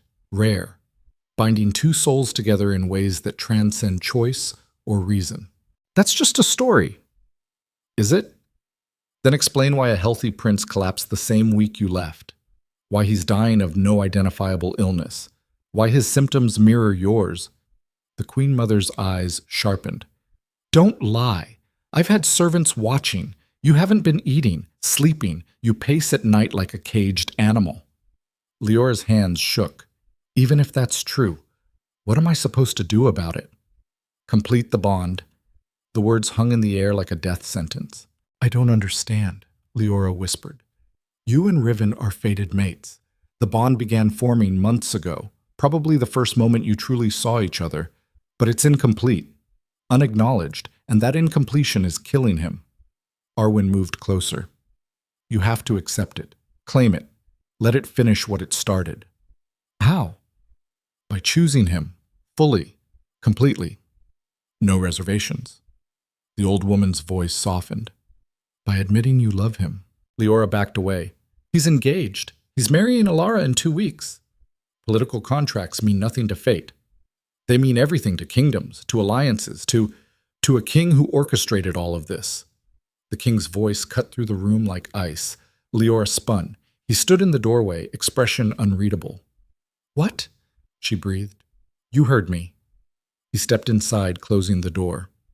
"I orchestrated it, all of it, from the moment I brought you to this palace." The floor seemed to drop away. "Why?" Leora's voice cracked. "Because I needed leverage over my son. Control. Riven has always been too independent, too willing to challenge me. I needed something that would bind him, break him, make him pliable." The king's smile was razor thin. "And then my mother told me what she suspected, about the bond, about fate choosing you for him." Horror dawned cold and complete. "You knew," Leora whispered. "You knew we were mates, and you used it. I cultivated it, put you in his path, made sure you'd clash. Conflict creates intimacy faster than anything else." He moved to the window. "Then I arranged his engagement, forced you apart at precisely the moment the bond would become unbearable, drove you both to the breaking point." "To what end?" Leora's voice shook with fury. "What could you possibly gain from torturing your own son? Absolute control." The king turned, gold eyes blazing. "When this is over, when you've saved him by completing the bond, Riven will owe me everything. He'll know I hold his mate in my palm, that I can take you away anytime I choose. He'll never defy me again." The casual cruelty of it stole Leora's breath. "You're a monster," she said. "I'm a king. There's little difference." He nodded to the door. "Now go. Save my son. Complete your bond, become the chain that binds him to my will.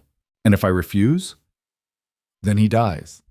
And you live the rest of your life knowing you had the power to save him and chose not to." The king's smile widened. "Either way, I win." Leora stood frozen, mind reeling. This was the trap, not rescuing Riven, but what came after, becoming a tool, a weapon. The king would hold her over Riven like a blade for the rest of their lives. But Riven was dying, and she loved him. That was the cruelest truth of all. She loved him, completely, irrevocably, in ways that made her hate herself because loving him meant playing into the king's hands. But watching him die would destroy her anyway. "Miss Vance?" The Queen Mother's voice was gentle. "This is your choice, not my son's, not fate's, yours. Whatever you decide, I'll support it." Leora looked at the old woman, saw compassion there, understanding. Then she looked at the king, saw calculation, victory already written in his eyes. She had no good options, only survival and love. "Take me to him," Leora said quietly. "Tadant." Riven's eyes were closed when she returned. His breathing had worsened, each inhale a struggle. Leora sat on the edge of the bed, taking his burning hand in both of hers. "Riven," she whispered, "I need you to wake up." His eyes fluttered open. Found hers. "Leora?" "I'm here." Her throat burned. "I'm here and I need to tell you something." "Don't." His voice was fading. "Don't say goodbye. Can't hear it. I'm not saying goodbye." She leaned closer, tears streaming freely now. "I'm saying I was an idiot. I was scared. I ran when I should have stayed. You were, protecting yourself. Smart." "No. Cowardly." She gripped his hand tighter. "Because the truth is I've been in love with you for months, since the library, since the garden, since you looked at me like I was human instead of charity. And it terrified me because loving you meant losing everything I'd learned to survive without." His eyes widened slightly. "Leora, let me finish." Her voice broke. "Your father orchestrated this, all of it. He knew about the bond, used it. He wants me to save you so he can control you through me. And I'm doing it anyway, because even if we're both trapped, even if we're pawns, I'd rather be alive and imprisoned with you than free without you." Riven's hand came up weakly, touching her face. "You don't have to." "Yes, I do." She pressed her forehead to his. "I choose you, Riven Valkane. Completely. No reservations. I claim this bond. I claim you. And I'll spend the rest of my life finding a way to break free of your father's manipulation. But I'm doing it with you, not without you." The moment the words left her lips, something shifted. Power surged through the room, invisible but undeniable. Leora felt it rush through her veins like lightning, burning and freezing simultaneously. The ring on her finger flared hot, then cool, and somewhere deep in her chest, something locked into place with a finality that felt like fate snapping closed. Riven gasped, eyes flying wide. Color flooded back into his face. His breathing steadied, the fever drained from his skin like water evaporating. The bond, it was complete, and Leora could feel it now. A golden thread connecting her to Riven, thrumming with life and emotion and everything they'd both been fighting. What? Riven sat up slowly, staring at her. What did you do? Saved you, she smiled through tears. And doomed us both. He pulled her into his arms, holding tight enough to hurt. I don't care. I don't care about anything except... The door opened. The king stood there, satisfaction written across his features. Well done, he said softly. The bond is complete. I can feel it from here. Riven's arms tightened protectively around Leora. Father, congratulations, my son. You're no longer dying. The king's smile was ice. And you're no longer free. Neither of you are. From this moment forward, you belong to me, both of you. Leora remains at the palace under my protection, which is to say, my control. You marry Princess Ilara as planned, produce heirs, rule when I allow it. And any time you consider defying me, remember that I hold your mate's life in my hands. No, Riven said. Yes. The king's voice hardened. This is the price of love, son. This is what it costs to choose your heart over your duty. You get to keep her alive, but she becomes my leverage, forever. Leora felt Riven trembling with rage, felt it through the bond, pure fury and helplessness warring inside him. There has to be another way, she said. There isn't. The king moved to the door. Welcome to your new reality. I suggest you both adjust quickly. The wedding is still in 2 weeks. And Leora, you'll attend, you'll smile, you'll watch him marry another woman, and you'll understand that this is the life you chose when you completed that bond. He left. Silence filled the room like poison. Riven pulled back, looking at Leora with eyes that held too much pain. I'm sorry. I'm so sorry. I should have fought harder, should have... Stop. She cupped his face. We're both in this, together. He'll use you against me for the rest of our lives. Then we find a way out. Together. She kissed him softly, sealing the promise. We survived everything else. We'll survive this. But even as she said it, even as the bond hummed between them alive and unbreakable, Leora knew the truth. The king had won. They were trapped in a cage of fate and manipulation. And the only way out was through something neither of them had ever considered. Complete and utter revolution. Against the throne itself. Against everything they'd been taught to accept as inevitable. The wedding was in 2 weeks.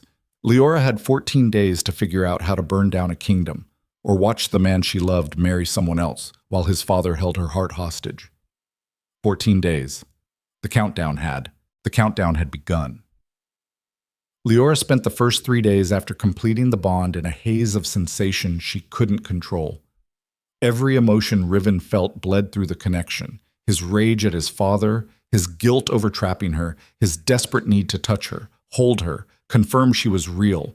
And she felt her own emotions reflected back, amplified, creating a feedback loop that left them both raw and reeling.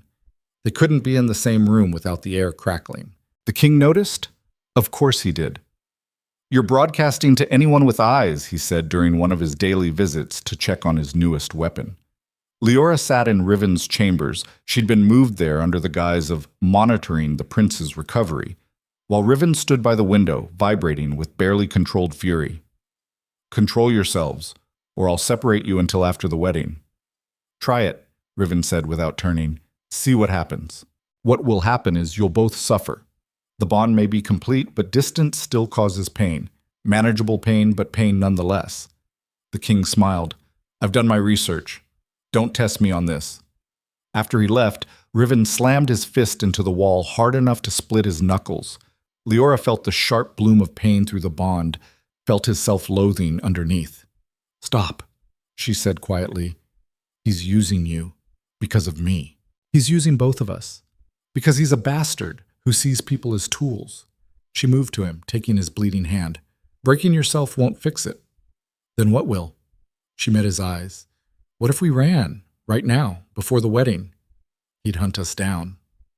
So we keep running. For how long? He's the king, Leora. He has armies, resources. We'd last a month, maybe 2. Riven pulled his hand free, pacing. And even if we escaped, what about the kingdom? The alliance with Hysteria fails. The Northern Lords rebel. Thousands die in civil war. All because I couldn't keep my emotions in check. So we're just going to accept this? You marry Alara, I become your father's hostage, and we both pretend we can live like that? I don't know. The words exploded from him. I don't know how to fix this. I don't know how to protect you and serve the kingdom and not become exactly what my father wants me to be. The raw helplessness in his voice cracked something in Leora's chest. She crossed to him, framing his face with both hands. Then we changed the game. We stopped playing by his rules. How? I don't know yet, but there has to be a way. She kissed him hard, pouring everything she couldn't say into the contact. When they broke apart, both were breathing hard. We have 11 days. We use them. Back. Day 4 brought an unexpected ally. Princess Alara arrived at the palace earlier than scheduled, her entourage filling the east wing with silk and laughter. Leora watched from a distance as Riven greeted his future bride with stiff formality, felt his revulsion through the bond, his desperate wish to be anywhere else. It hurt, but not as much as what came next. That evening, a servant delivered a message to Leora's temporary quarters. The princess requests your presence in the rose garden. Sunset. Come alone. Trap or opportunity, Leora couldn't tell. She went anyway. Alara stood among the roses, bathed in golden light, looking every inch the perfect princess. Blonde hair, kind eyes, posture that spoke of years of training, everything Leora wasn't. Miss Vance, Alara turned, smiling warmly. Thank you for coming. Your Highness. Leora kept her distance. You wanted to see me? I wanted to meet the woman my future husband is in love with. The words hit like a physical blow. Leora's carefully constructed mask cracked. I don't know what you're talking about. Please don't insult my intelligence. Alara moved closer, graceful as a dancer. I've been trained since birth to read courts, politics, people. The moment I arrived, I saw it. The way he looks at you. The way you both vibrate when you're in the same room. The bond practically screams. I can see it. The golden thread between you. Alara's voice softened. I have the gift. Rare in my family, but it runs through my mother's line. I see bonds, and yours with Riven is the strongest I've ever encountered. Leora's legs nearly gave out. You can see it? Like sunlight. Beautiful. Terrible. Binding you so completely that separation would kill you both. The princess's smile turned sad, which makes this wedding particularly cruel, doesn't it? Why are you telling me this? Because I want you to understand something. Alara met her eyes. I don't love Riven. I barely know him. This marriage is duty, not desire.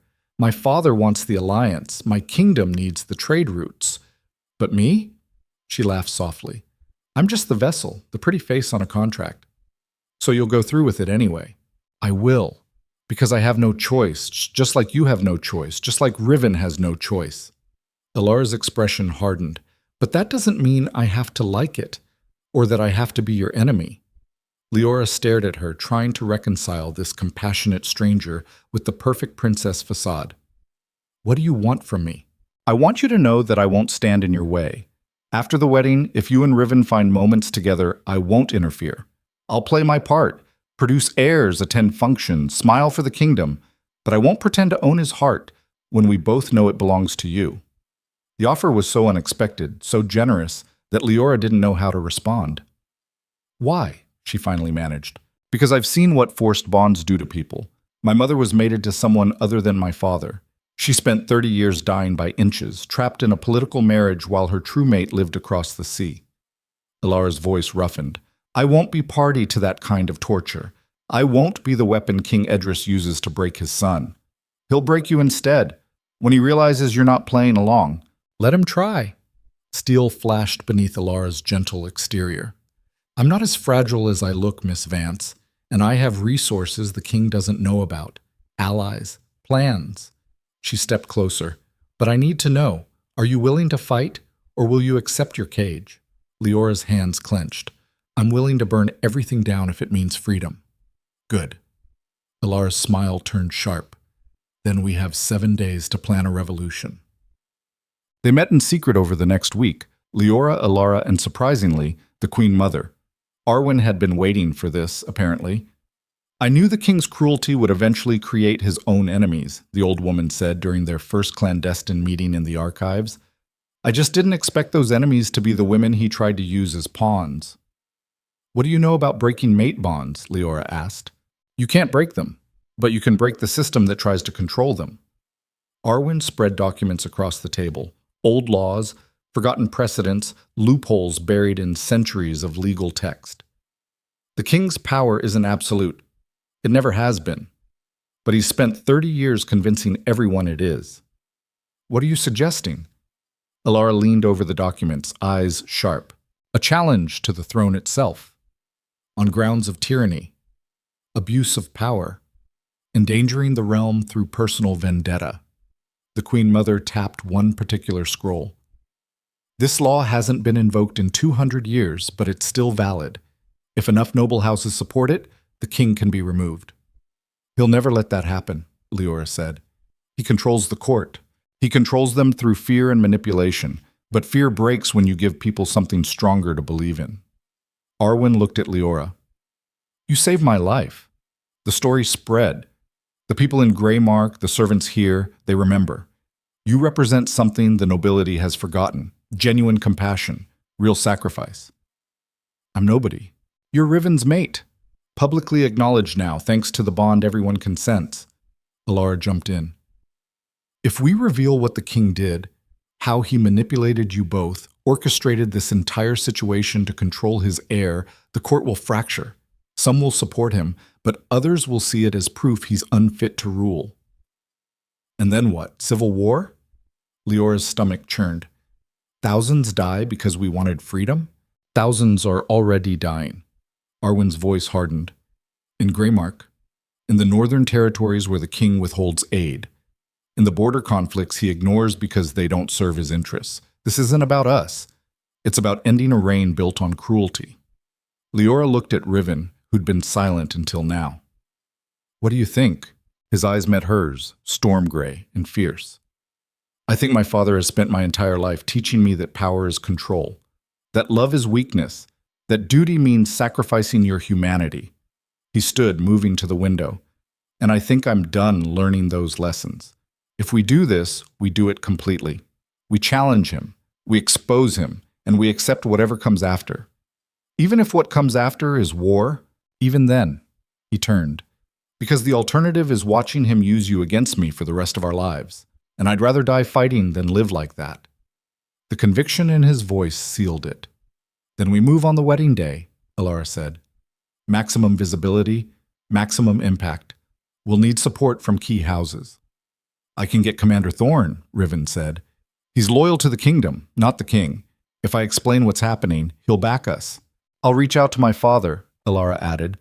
The Asterian alliance doesn't require this marriage specifically. If we offer an alternative treaty, he'll consider it. And I'll rally the servants, the common people. Leora's mind raced. The ones who actually keep this kingdom running. They don't love the king. They fear him. Give them hope. They'll fight. Arwen nodded slowly. It's risky, dangerous, and there's a very real chance we all die. We're already dying, Leora said quietly. This way. At least we choose how.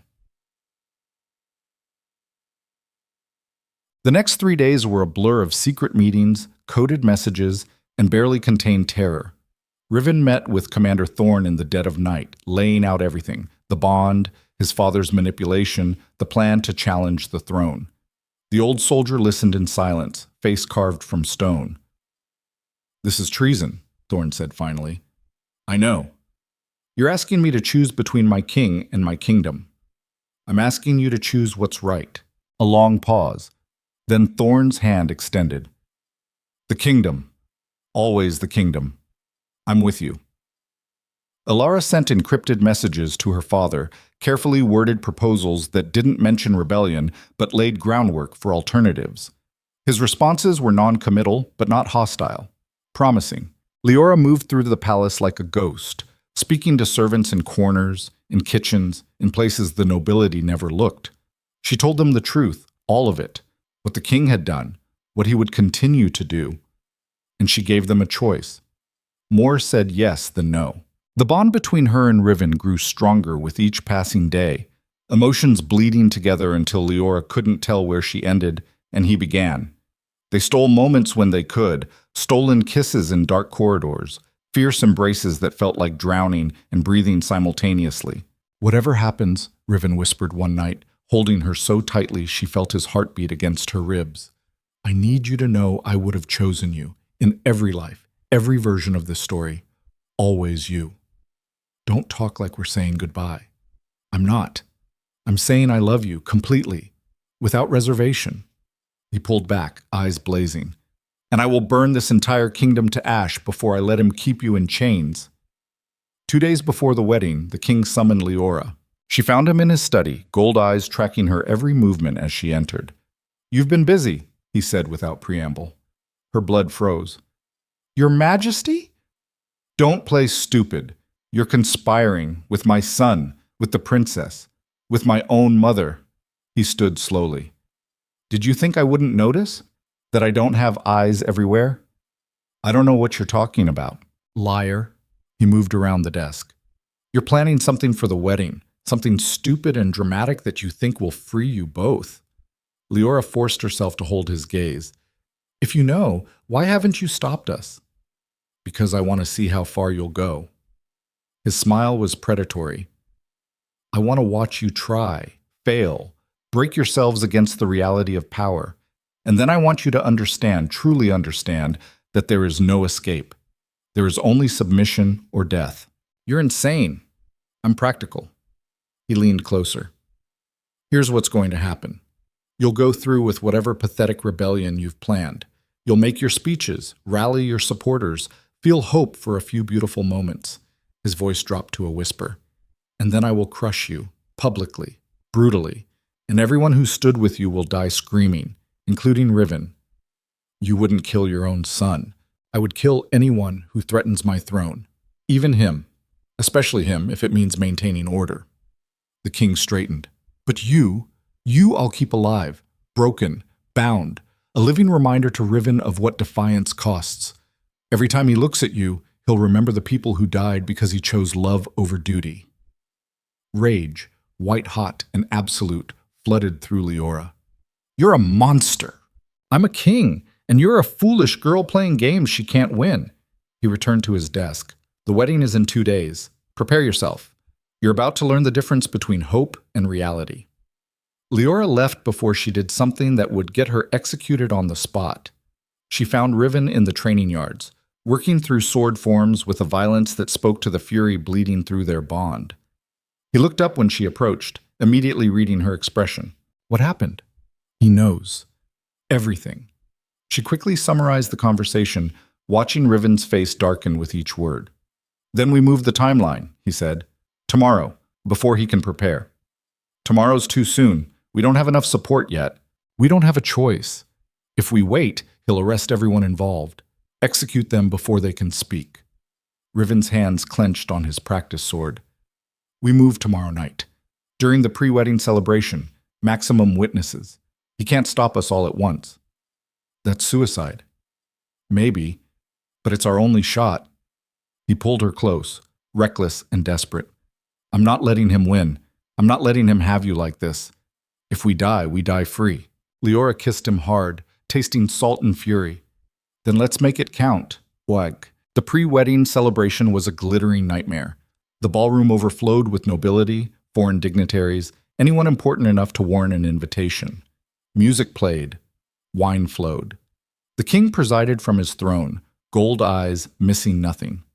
Leora stood near the back and addressed the color of blood, feeling every stare that landed on her. The king's pet, the prince's shame, the living scandal everyone whispered about but no one dared address.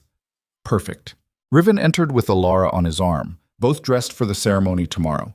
They looked like a painting of royal perfection. But Leora felt the tension thrumming through the bond, the barely leashed violence Riven was holding back. Across the room, Commander Thorn positioned his loyal guards at key exits. Servants Leora had recruited moved through the crowd with careful precision.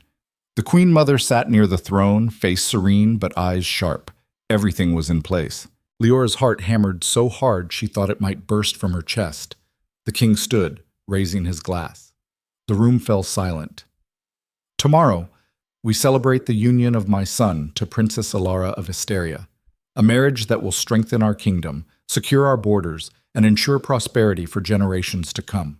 He smiled that cold, calculated smile. But tonight, we celebrate something else: control, order, the triumph of duty over the chaos of emotion. He looked directly at Leora. We celebrate the understanding that some things, some people, exist to serve the kingdom. Not themselves, not their desires, but the greater good as I define it. The words were a slap, a reminder. Riven moved before Leora could stop him. He crossed the ballroom in long strides, stepping away from Alara, moving toward the dais where his father stood. Every eye followed. The music stuttered to a stop. "Father," Riven said, voice carrying to every corner. "I have something to say." The king's expression didn't change. "This is neither the time nor place." "It's exactly the time and place." Riven turned to face the crowd. "For my entire life, I've been taught that a prince's duty is to sacrifice, to put the kingdom above everything else, above happiness, above love, above basic human decency." "Riven," the king warned, "and I believed it, because you taught me that questioning you was treason, that challenging your authority meant chaos, that blind obedience was the only path to stability." His hands clenched. "But I was wrong. And so are you." Gasps rippled through the crowd. "You claim to serve this kingdom, but you serve only yourself. You manipulate, you scheme, you use people as tools and discard them when they stop being useful." Riven's voice rose.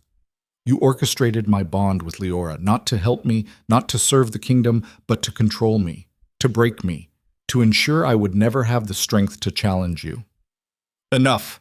The king's voice cracked like a whip. "No, not enough. Not nearly enough." Riven looked at Leora, at Alara, at his grandmother. "You tried to use their love as weapons. You tried to turn bonds into chains, and you succeeded, for a while. But you forgot something crucial." "What's that?" The king's eyes blazed gold fury. "That chains can be broken, that people push too far will eventually push back, and that your power only exists because we choose to acknowledge it." Riven drew his sword, letting it ring as he leveled it at his father. "I no longer acknowledge your authority. As crown prince of this realm, I challenge your right to rule, on grounds of tyranny, abuse of power, and crimes against the very people you swore to protect." The ballroom erupted, shouts, accusations. Half the nobility surged toward the exits while the other half drew weapons. Commander Thorn's guards moved to protect Riven, creating a barrier between him and the king's personal guard. The king remained perfectly still, expression carved from ice. "You just declared war on your own kingdom." "I declared war on you. There's a difference." Riven's sword didn't waver. "Anyone who stands with my father, who supports his reign of manipulation and cruelty, you are free to leave. But anyone who wants real change, who's tired of living in fear, who believes there has to be a better way," he looked at Leora. "Stand with us, now." For a heartbeat, nothing happened. Then Alara stepped forward, moving to Riven's side. "I stand with Prince Riven, and I speak for Asteria when I say we do not support tyranny in any form." The Queen Mother rose slowly. "I stand with my grandson, against the monster my son has become." Commander Thorn drew his sword. "The royal guard stands with the prince." One by one, people moved. Servants, minor nobles, guards. Not all of them. Maybe not even half. But enough. Enough to make it real. The king's mask finally cracked. Pure rage flooded his features. "You dare? You dare?" "I dare!" Riven's voice was steel. "Abdicate now, and I'll grant you mercy. Exile instead of execution. Refuse and we end this the old way. Trial by combat. You and me. Winner takes the throne. You think you can defeat me, boy? I fought wars you can't imagine. Then prove it. Or are you afraid? The challenge hung in the air, impossible to ignore. The king's jaw worked. Then he smiled, sharp and vicious, and utterly without humanity. Very well. Trial by combat. Dawn tomorrow. The entire kingdom will watch you die. Or watch you fall. Riven sheathed his sword. Either way, this ends. The king gestured sharply. His loyal guards moved forward, forcing a path through the crowd. He walked out with his head high, leaving chaos in his wake. The moment he was gone, the ballroom exploded into frenzied conversation. Leora pushed through the crowd to Riven, grabbing his arm. Are you insane? He's trained for decades. He'll kill you. Maybe. But I'm not fighting him to win. Riven pulled her close, reckless and fierce. I'm fighting him to give you a chance. If I can wound him, weaken him, create an opening, no. She shook her head violently. No, we find another way. There is no other way. We crossed the line. Now we see it through. He kissed her desperately. I love you. Remember that. Whatever happens tomorrow, remember I chose this. I chose you. Riven, but he was already moving, already planning with Thorn and Alara and the others who'd declared for him. Leora stood frozen in the middle of the ballroom, the bond thrumming with Riven's determination and terror and absolute conviction. Tomorrow at dawn, the man she loved would fight his father to the death, and there was nothing she could do to stop it. The revolution had begun, and it would end in blood. Backed. The night before the duel, Leora sat in the darkness of Riven's chambers, watching him sharpen his sword with mechanical precision. Neither spoke. Words felt inadequate for what was coming. Finally, she moved to him, taking the whetstone from his hands. If you die tomorrow, she whispered, I'm coming after you. Into whatever hell or heaven or nothing exists beyond. You understand? He pulled her into his lap, burying his face in her neck. I'm not planning to die. Plans don't mean shit against reality. Then I'll change reality. He pulled back, eyes blazing. I will not let him win. I will not let him have you. I will fight until my last breath, and if I fall, I'll drag him down with me. And if you actually win, then we build something better, a kingdom where bonds aren't weapons, where love doesn't have to hide, where street girls can become queens if they're strong enough to claim it. Leora's breath caught. Queens? Why not? You saved a dying woman with your last piece of bread. You survived hell and came out sharper. You stood up to a king and didn't flinch. His smile was fierce. You think I'd settle for anything less than making you my equal? Your father would never… My father won't have a say. After tomorrow, he's either dead or exiled. The throne is mine, and the first thing I do with it is choose you, publicly, completely. No more hiding, no more shame. He kissed her hard. Mate bond or not, I would have chosen you anyway.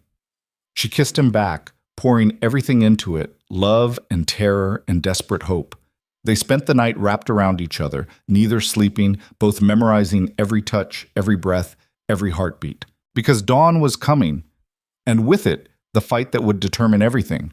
Leora felt it through the bond as the sun began to rise. Riven's fear, yes, but beneath it, something stronger. Purpose. He dressed in simple combat leathers, refusing armor. I need to be fast. Armor will slow me down. It'll also keep you alive. Not against him, Riven strapped on his sword. My father fights dirty. Always has. I need mobility more than protection. The duel was set for the palace courtyard, neutral ground, visible from all angles. By the time they arrived, thousands had gathered. Word had spread through the city overnight. Nobles, commoners, servants, soldiers. Everyone who could walk had come to witness. The king stood on one side of the courtyard, dressed in black, two swords strapped to his back. He looked calm, almost bored. Riven entered from the opposite side, and the crowd erupted. Not all of them cheered. Some screamed accusations.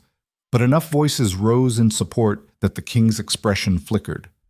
Commander Thorn stepped into the center, voice booming. This combat is sanctioned under ancient law. The challenged, King Edris Valkane. The challenger, Crown Prince Riven Valkane. The terms: fight to yield, exile, or death. The kingdom accepts the victor's rule. Does the challenged accept these terms? I accept, the king said. Does the challenger accept these terms? Riven's eyes found Leora in the crowd. The bond flared bright and fierce between them. I accept. Then begin. The king attacked first. He moved faster than Leora thought possible for a man his age, both swords blurring. Riven barely blocked the first strike, stumbling back as the second blade came for his throat. The crowd gasped. Riven twisted aside, his own sword singing through the air. Steel met steel with a sound like thunder. They separated, circling. You're telegraphing your moves, the king said conversationally. I taught you better than that. You taught me everything I know. Riven's smile was sharp. But not everything you know. He lunged. The fight escalated into brutal violence. No grace, no ceremony, just raw survival. Riven was faster, younger, but the king had experience in ruthlessness. Every time Riven pressed an advantage, the king would shift, adapt, counter with something unexpected. Blood sprayed. Riven's shoulder, the king's thigh. Neither slowed. Through the bond, Leora felt every strike Riven took, every moment of pain. Her hands clenched until her nails drew blood. Minutes stretched into eternity. Then the king's blade found an opening, sliding past Riven's guard to carve a deep line across his ribs.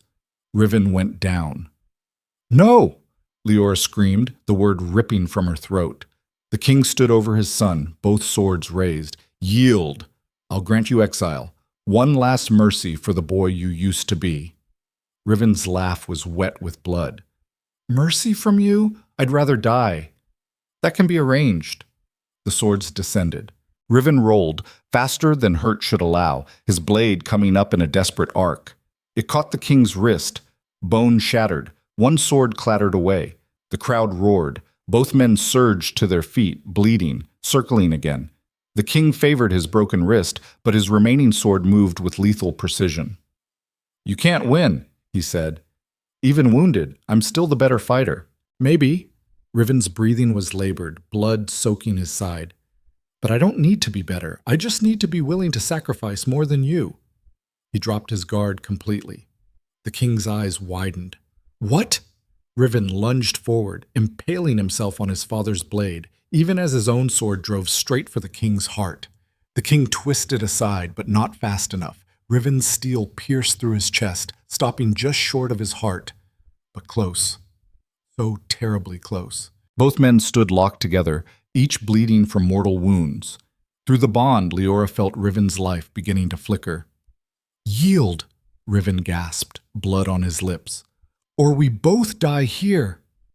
The king's gold eyes blazed with fury and something that might have been pride. You would kill yourself to beat me? I'd do worse than that to free her. For a long moment, they stood frozen, the entire kingdom holding its breath. Then the king's knees buckled. His sword fell from nerveless fingers. He coughed, blood spraying. I yield. The courtyard erupted. Riven collapsed. Leora screamed, the last thing he heard as darkness rushed up to claim. The world narrowed to the rhythm of Riven's heartbeat, faint, irregular, fading.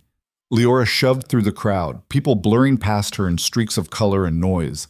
She hit her knees beside him, hands immediately going to the wound in his side where his father's blade had pierced through.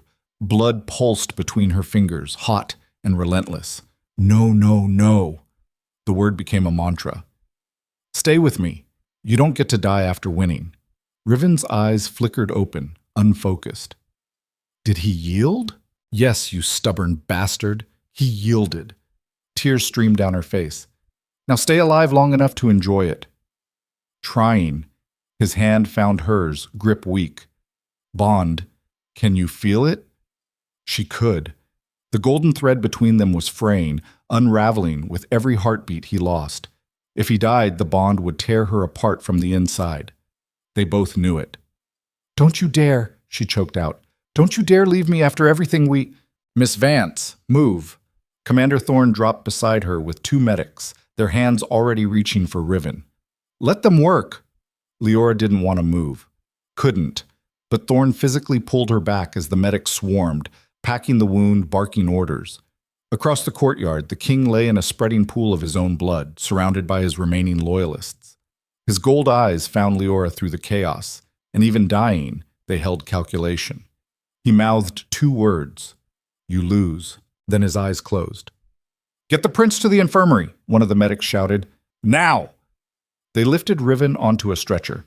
His hand reached for Leora, and she caught it, running alongside as they carried him through the palace. The bond thrummed with his pain, his fading consciousness, his desperate will to survive. "Stay awake," she demanded. "Look at me. Keep your eyes open." "Bossy," he managed, lips quirking despite the blood on them. "One of the things I love about you. Save it for when you are not bleeding out." They burst into the infirmary, a chaos of healers and supplies and frantic activity. The head physician, an elderly woman with steady hands and sharper eyes, took one look at Riven and started issuing commands in rapid-fire succession. "You need to leave," she told Leora without looking up. "No." "You're in the way." "I don't care. I'm not leaving him." The physician's eyes flicked to her, then to the blood-soaked connection between Leora's hand and Riven's. Understanding dawned. "The bond. You're his mate." "Yes," a curt nod. "Then sit in that corner and stay quiet. If you distract my staff, I'll have you removed regardless." Leora retreated to the corner, watching as they cut away Riven's clothes, revealing the full extent of the damage. The wound was deep, precise, missing vital organs by millimeters, but still catastrophic. Blood loss alone could kill him. Through the bond, she felt every probe of the physician's tools, every stitch they sewed, felt Riven's consciousness flickering like a candle in wind. Hours passed, or minutes, time lost meaning. Finally, the physician stepped back, wiping bloody hands on her apron. "He'll live. Assuming infection doesn't set in and he doesn't do anything stupid like move for the next week." The relief nearly brought Leora to her knees. "Thank you." "Don't thank me yet. He's not out of danger." The woman's expression softened slightly. "But he's strong, stubborn, and the bond will help. It'll anchor him, give him reason to fight." After the staff cleared out, Leora moved to Riven's bedside. He was unconscious now, breathing shallow but steady. She took his hand carefully, avoiding the bandages, and let herself feel the bond fully. It was damaged, yes, torn in places, but healing, slowly knitting back together with each breath he took. She pressed her forehead to his hand. "You're an idiot. Impaling yourself to win. Who does that?" "Someone who loves you more than he values his own life." The voice came from the doorway. Leora looked up to find the Queen Mother, leaning heavily on a cane, face lined with exhaustion and something that might have been pride. "He's always been dramatic," Arwen continued, moving slowly into the room. "Even as a boy. Everything at maximum intensity or not at all. He gets it from somewhere," a faint smile. "His mother, probably. I was never particularly dramatic, just ruthless." The old woman settled into a chair with a sigh. "My son is in the next room, also dying, though more slowly." Leora's hands tightened on Riven's. "Good. Is it?" Arwen looked at her with ancient eyes. "I wonder. Idris was a good boy once, idealistic. He wanted to save the kingdom from the corruption he saw destroying it, but power changed him, made him into the thing he swore to destroy. That doesn't excuse what he did." "No, it doesn't." The Queen Mother's gaze drifted to her unconscious grandson. "But it's a warning. Power corrupts. Even the best intentions curdle when mixed with absolute authority. Riven will face the same temptations, the same choices that broke his father. He's different. He's human. That makes him vulnerable to the same failures." Arwen leaned forward. "Which is why he needs you. Someone who remembers where he came from, who'll call him out when he starts making excuses for cruelty, who loves him enough to be honest, even when honesty hurts." Leora met the old woman's eyes. "I'm not qualified to be anyone's conscience. I'm just trying to survive."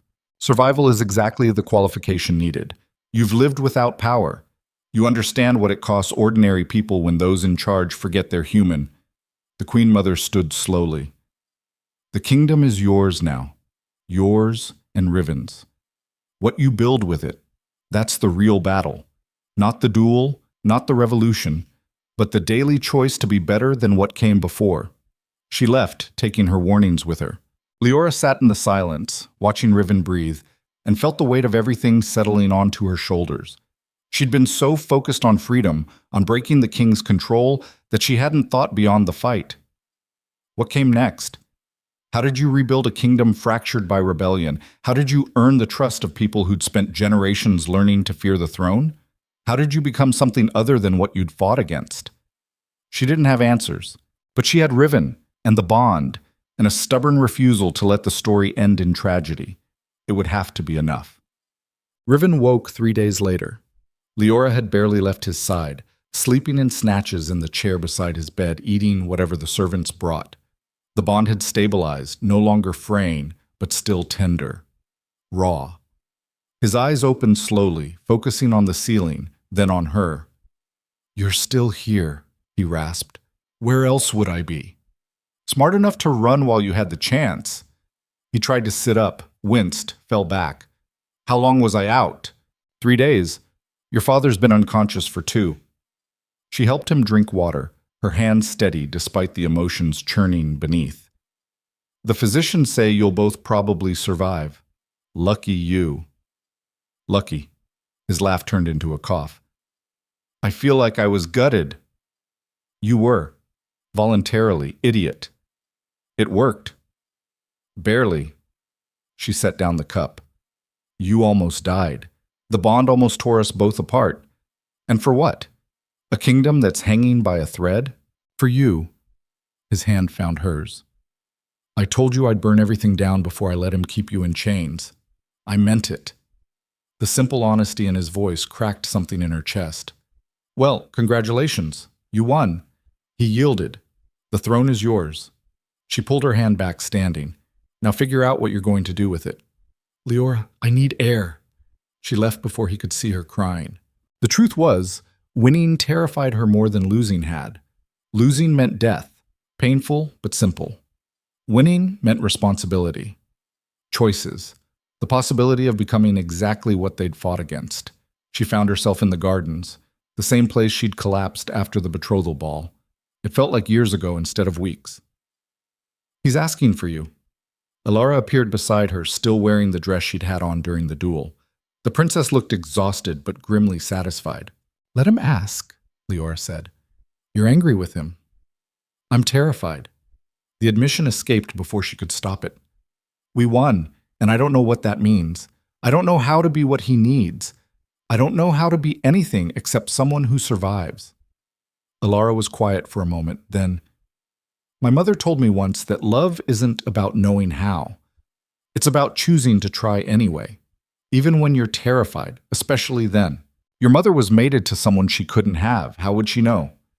Because she tried anyway. She stayed with my father, raised me and my siblings, built a life from duty instead of desire. And she told me it was worth it, not because it made her happy, but because it made her strong." Elara's voice softened. "You have what she never did. A mate you can actually be with. Don't waste it because you're scared of failing." Leora looked at her. This princess who'd given up her own political marriage, risked her kingdom's alliance, stood with rebels against a king. "What will you do now?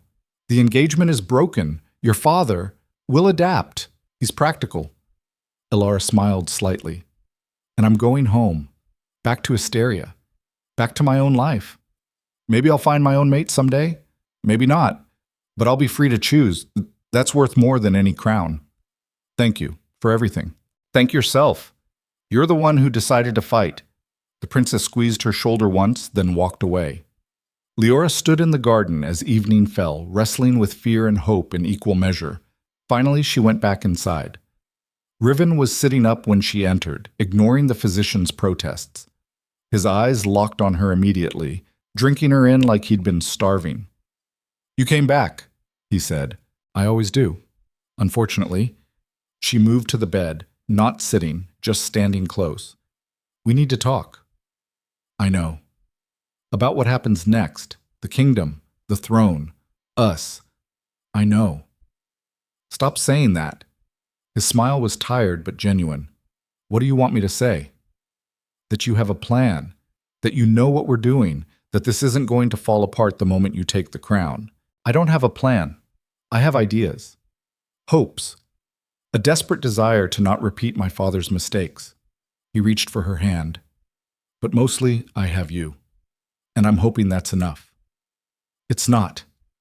Then we'll figure out the rest together. His grip tightened. I'm not asking you to have all the answers, Leora. I'm asking you to stand with me while we find them.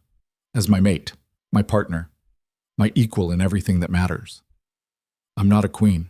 You're a survivor who gave her last meal to a dying woman. You're someone who faced down a king without flinching.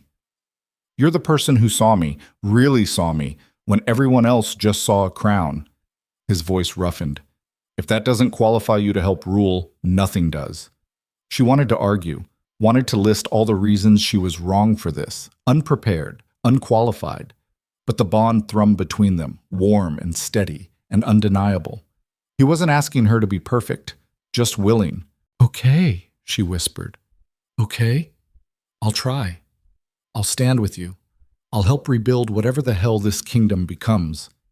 She finally sat, taking both his hands. But you have to promise me something. Anything. Don't become him. Don't let the throne turn you into someone who uses people as tools, who forgets what it's like to hurt. Her voice cracked. Because if you do, I'll leave. Bond or no bond. I'll walk away and let it kill us both before I watch you become that. The words hung between them, brutal and honest. Riven pulled her closer, pressing his forehead to hers. Then keep me honest. Call me out when I start making excuses. Remind me what matters when I forget. Be the thing that anchors me to my humanity. His breath shuddered. I can't promise I'll be perfect, but I promise I'll listen, I'll try, and I'll choose you over power every single time. Even when it costs you? Especially then.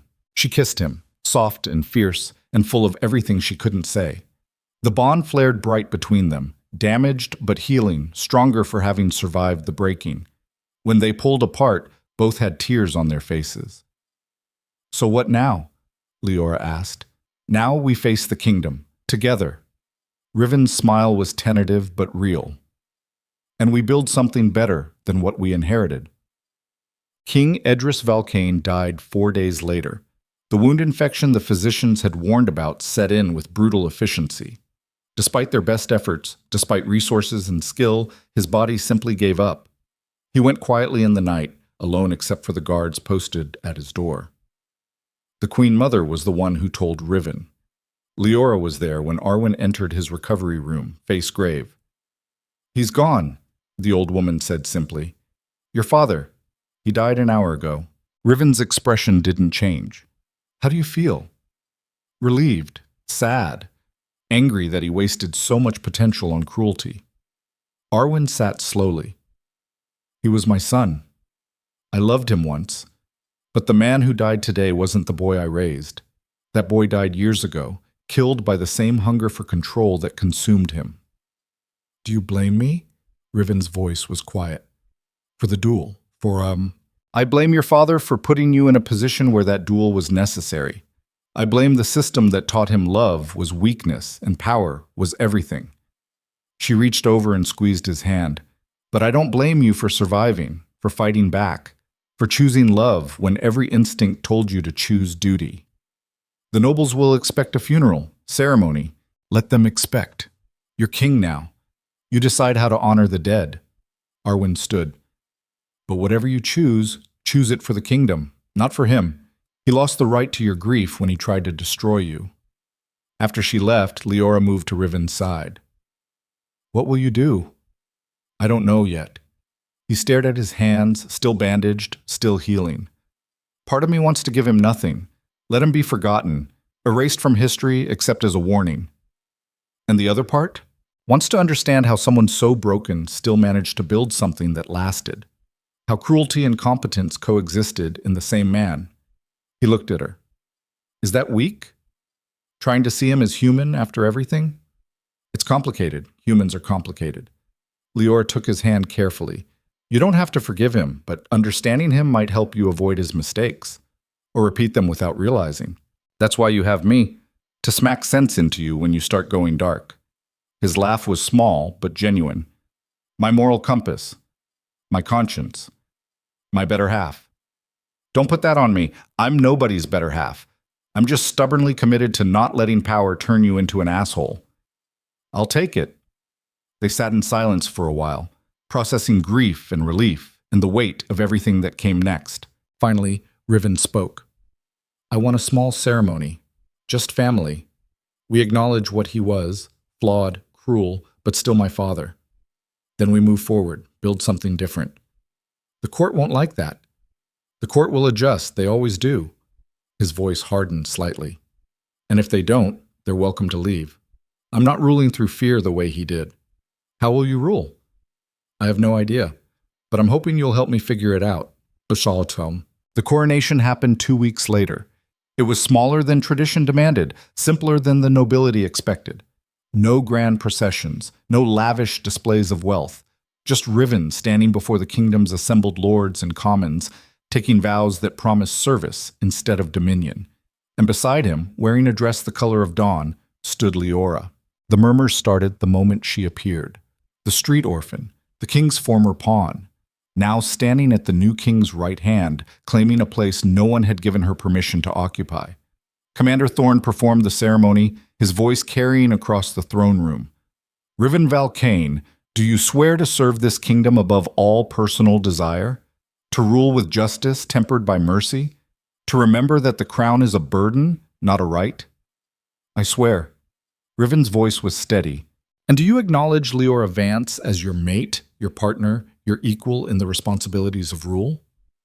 This was the part that had caused arguments. The nobles insisted mates weren't automatically granted authority. Riven had told them he didn't care what they insisted.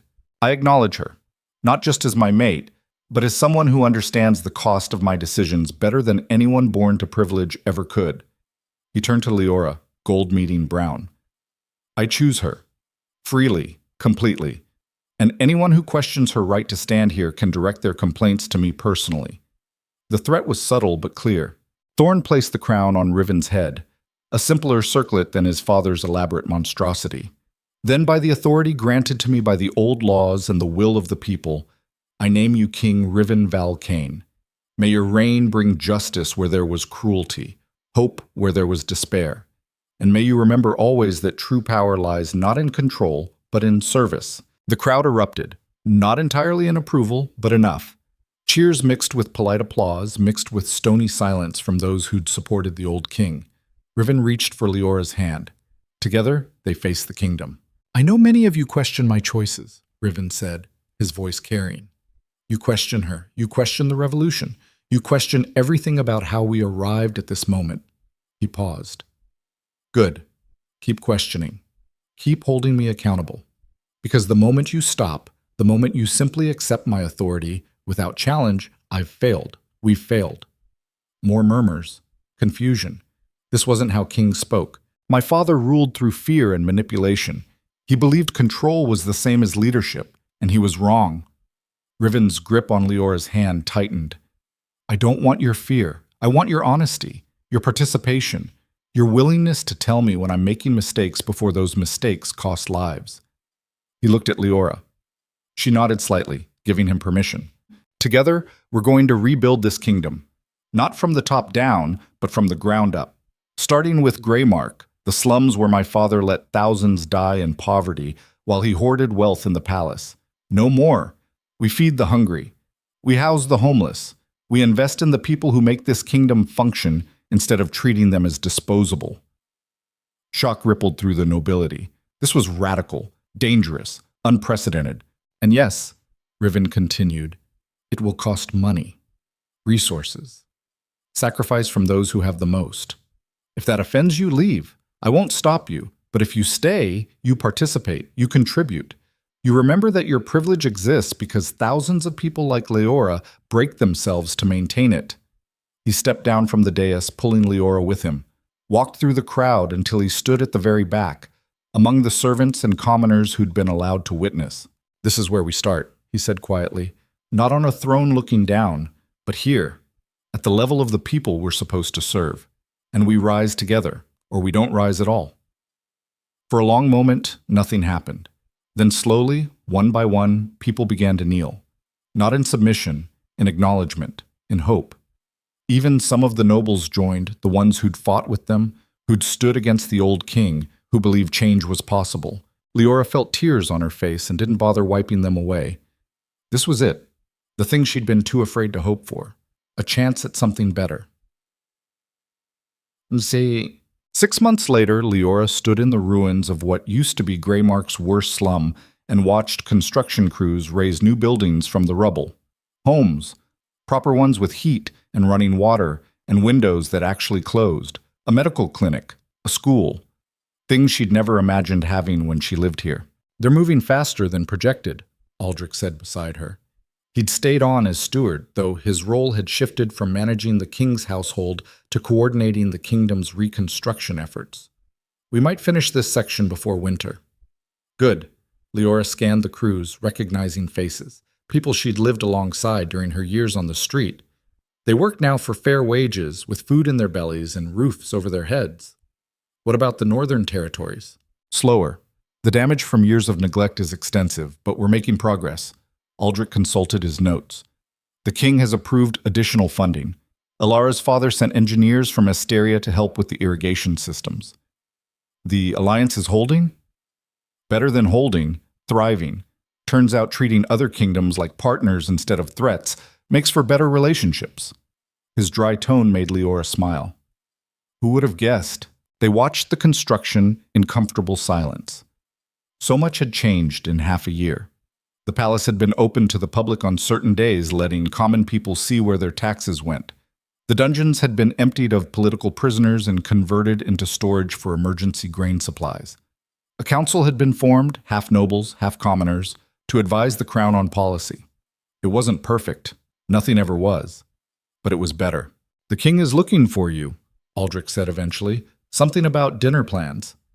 Tell him I'll be back soon. I want to check on something first. She left Aldrich with the foreman and walked deeper into what used to be the heart of Greymark. Found the bridge where she'd given the Queen Mother her last piece of bread.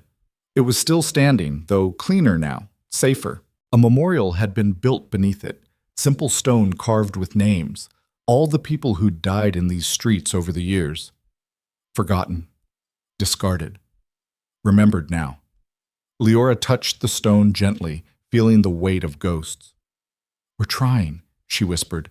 It's messy and slow, and half the nobility thinks we're insane, but we're trying.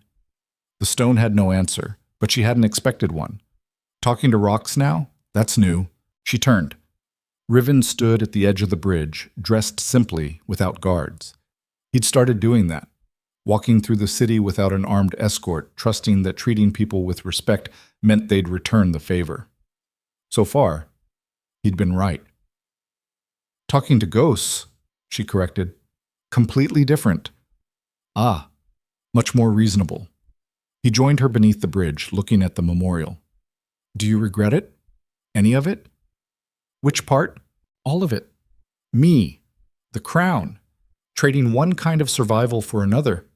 Leora considered. I regret the people who died during the revolution. I regret that we couldn't fix everything overnight. I regret that there are still children sleeping in cold corners because we haven't built enough housing yet. But I don't regret choosing you, or choosing to fight, or choosing to believe we could build something better. She leaned against him. Even when it's hard, especially then. He wrapped an arm around her shoulders.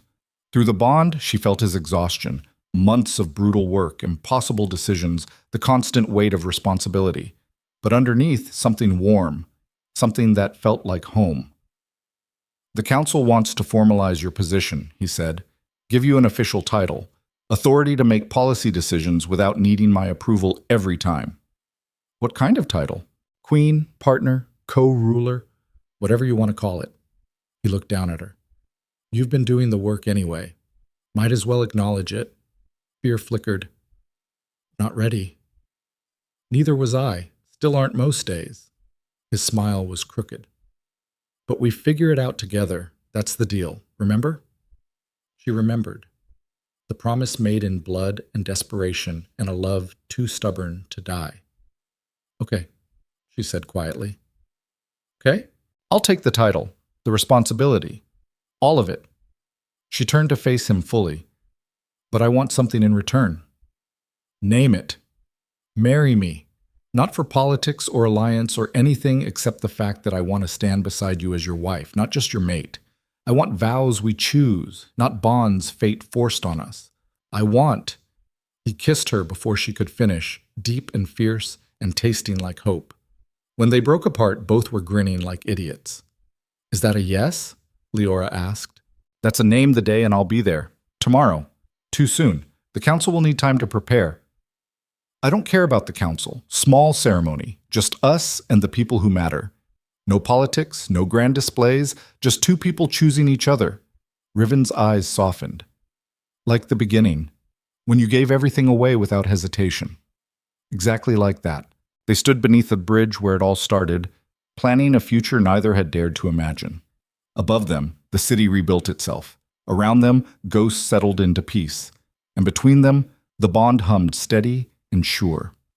Not perfect, but real. And for two people who'd spent their lives surviving, real was more than enough. Book.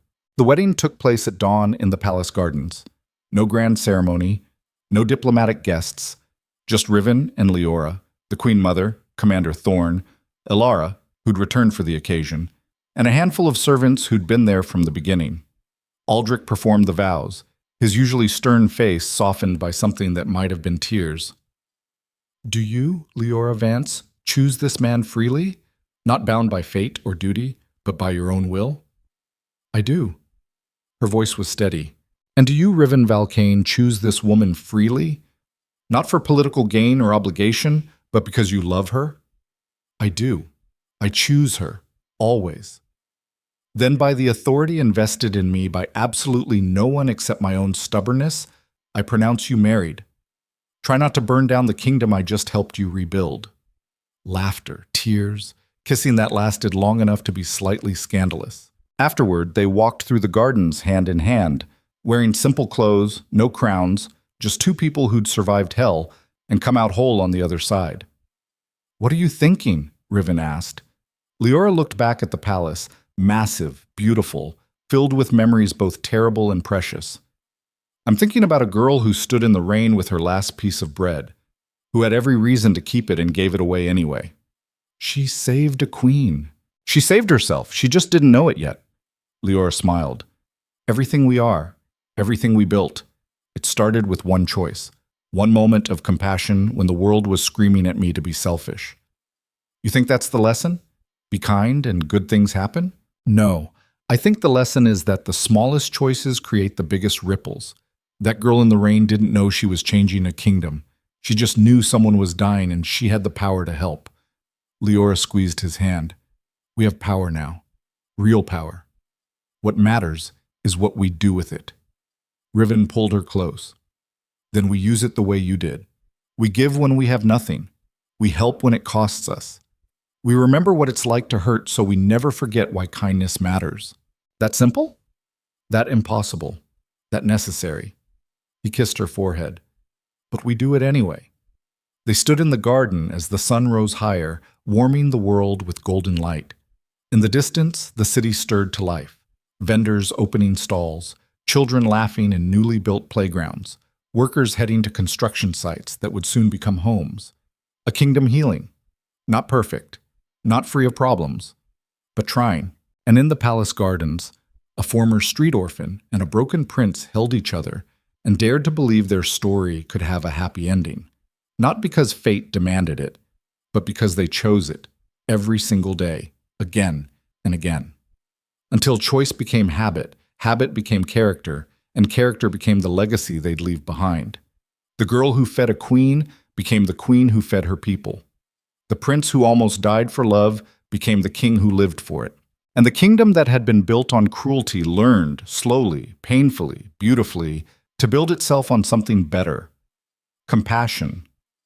Hope.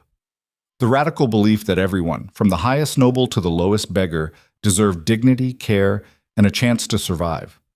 It wasn't the ending anyone expected, but it was the one they'd earned. And standing in the morning light, crowns forgotten, titles irrelevant, just two people who'd survived everything the world threw at them, Leora and Riven looked toward the future they were building together. And it looked like dawn, bright, uncertain, absolutely worth fighting for.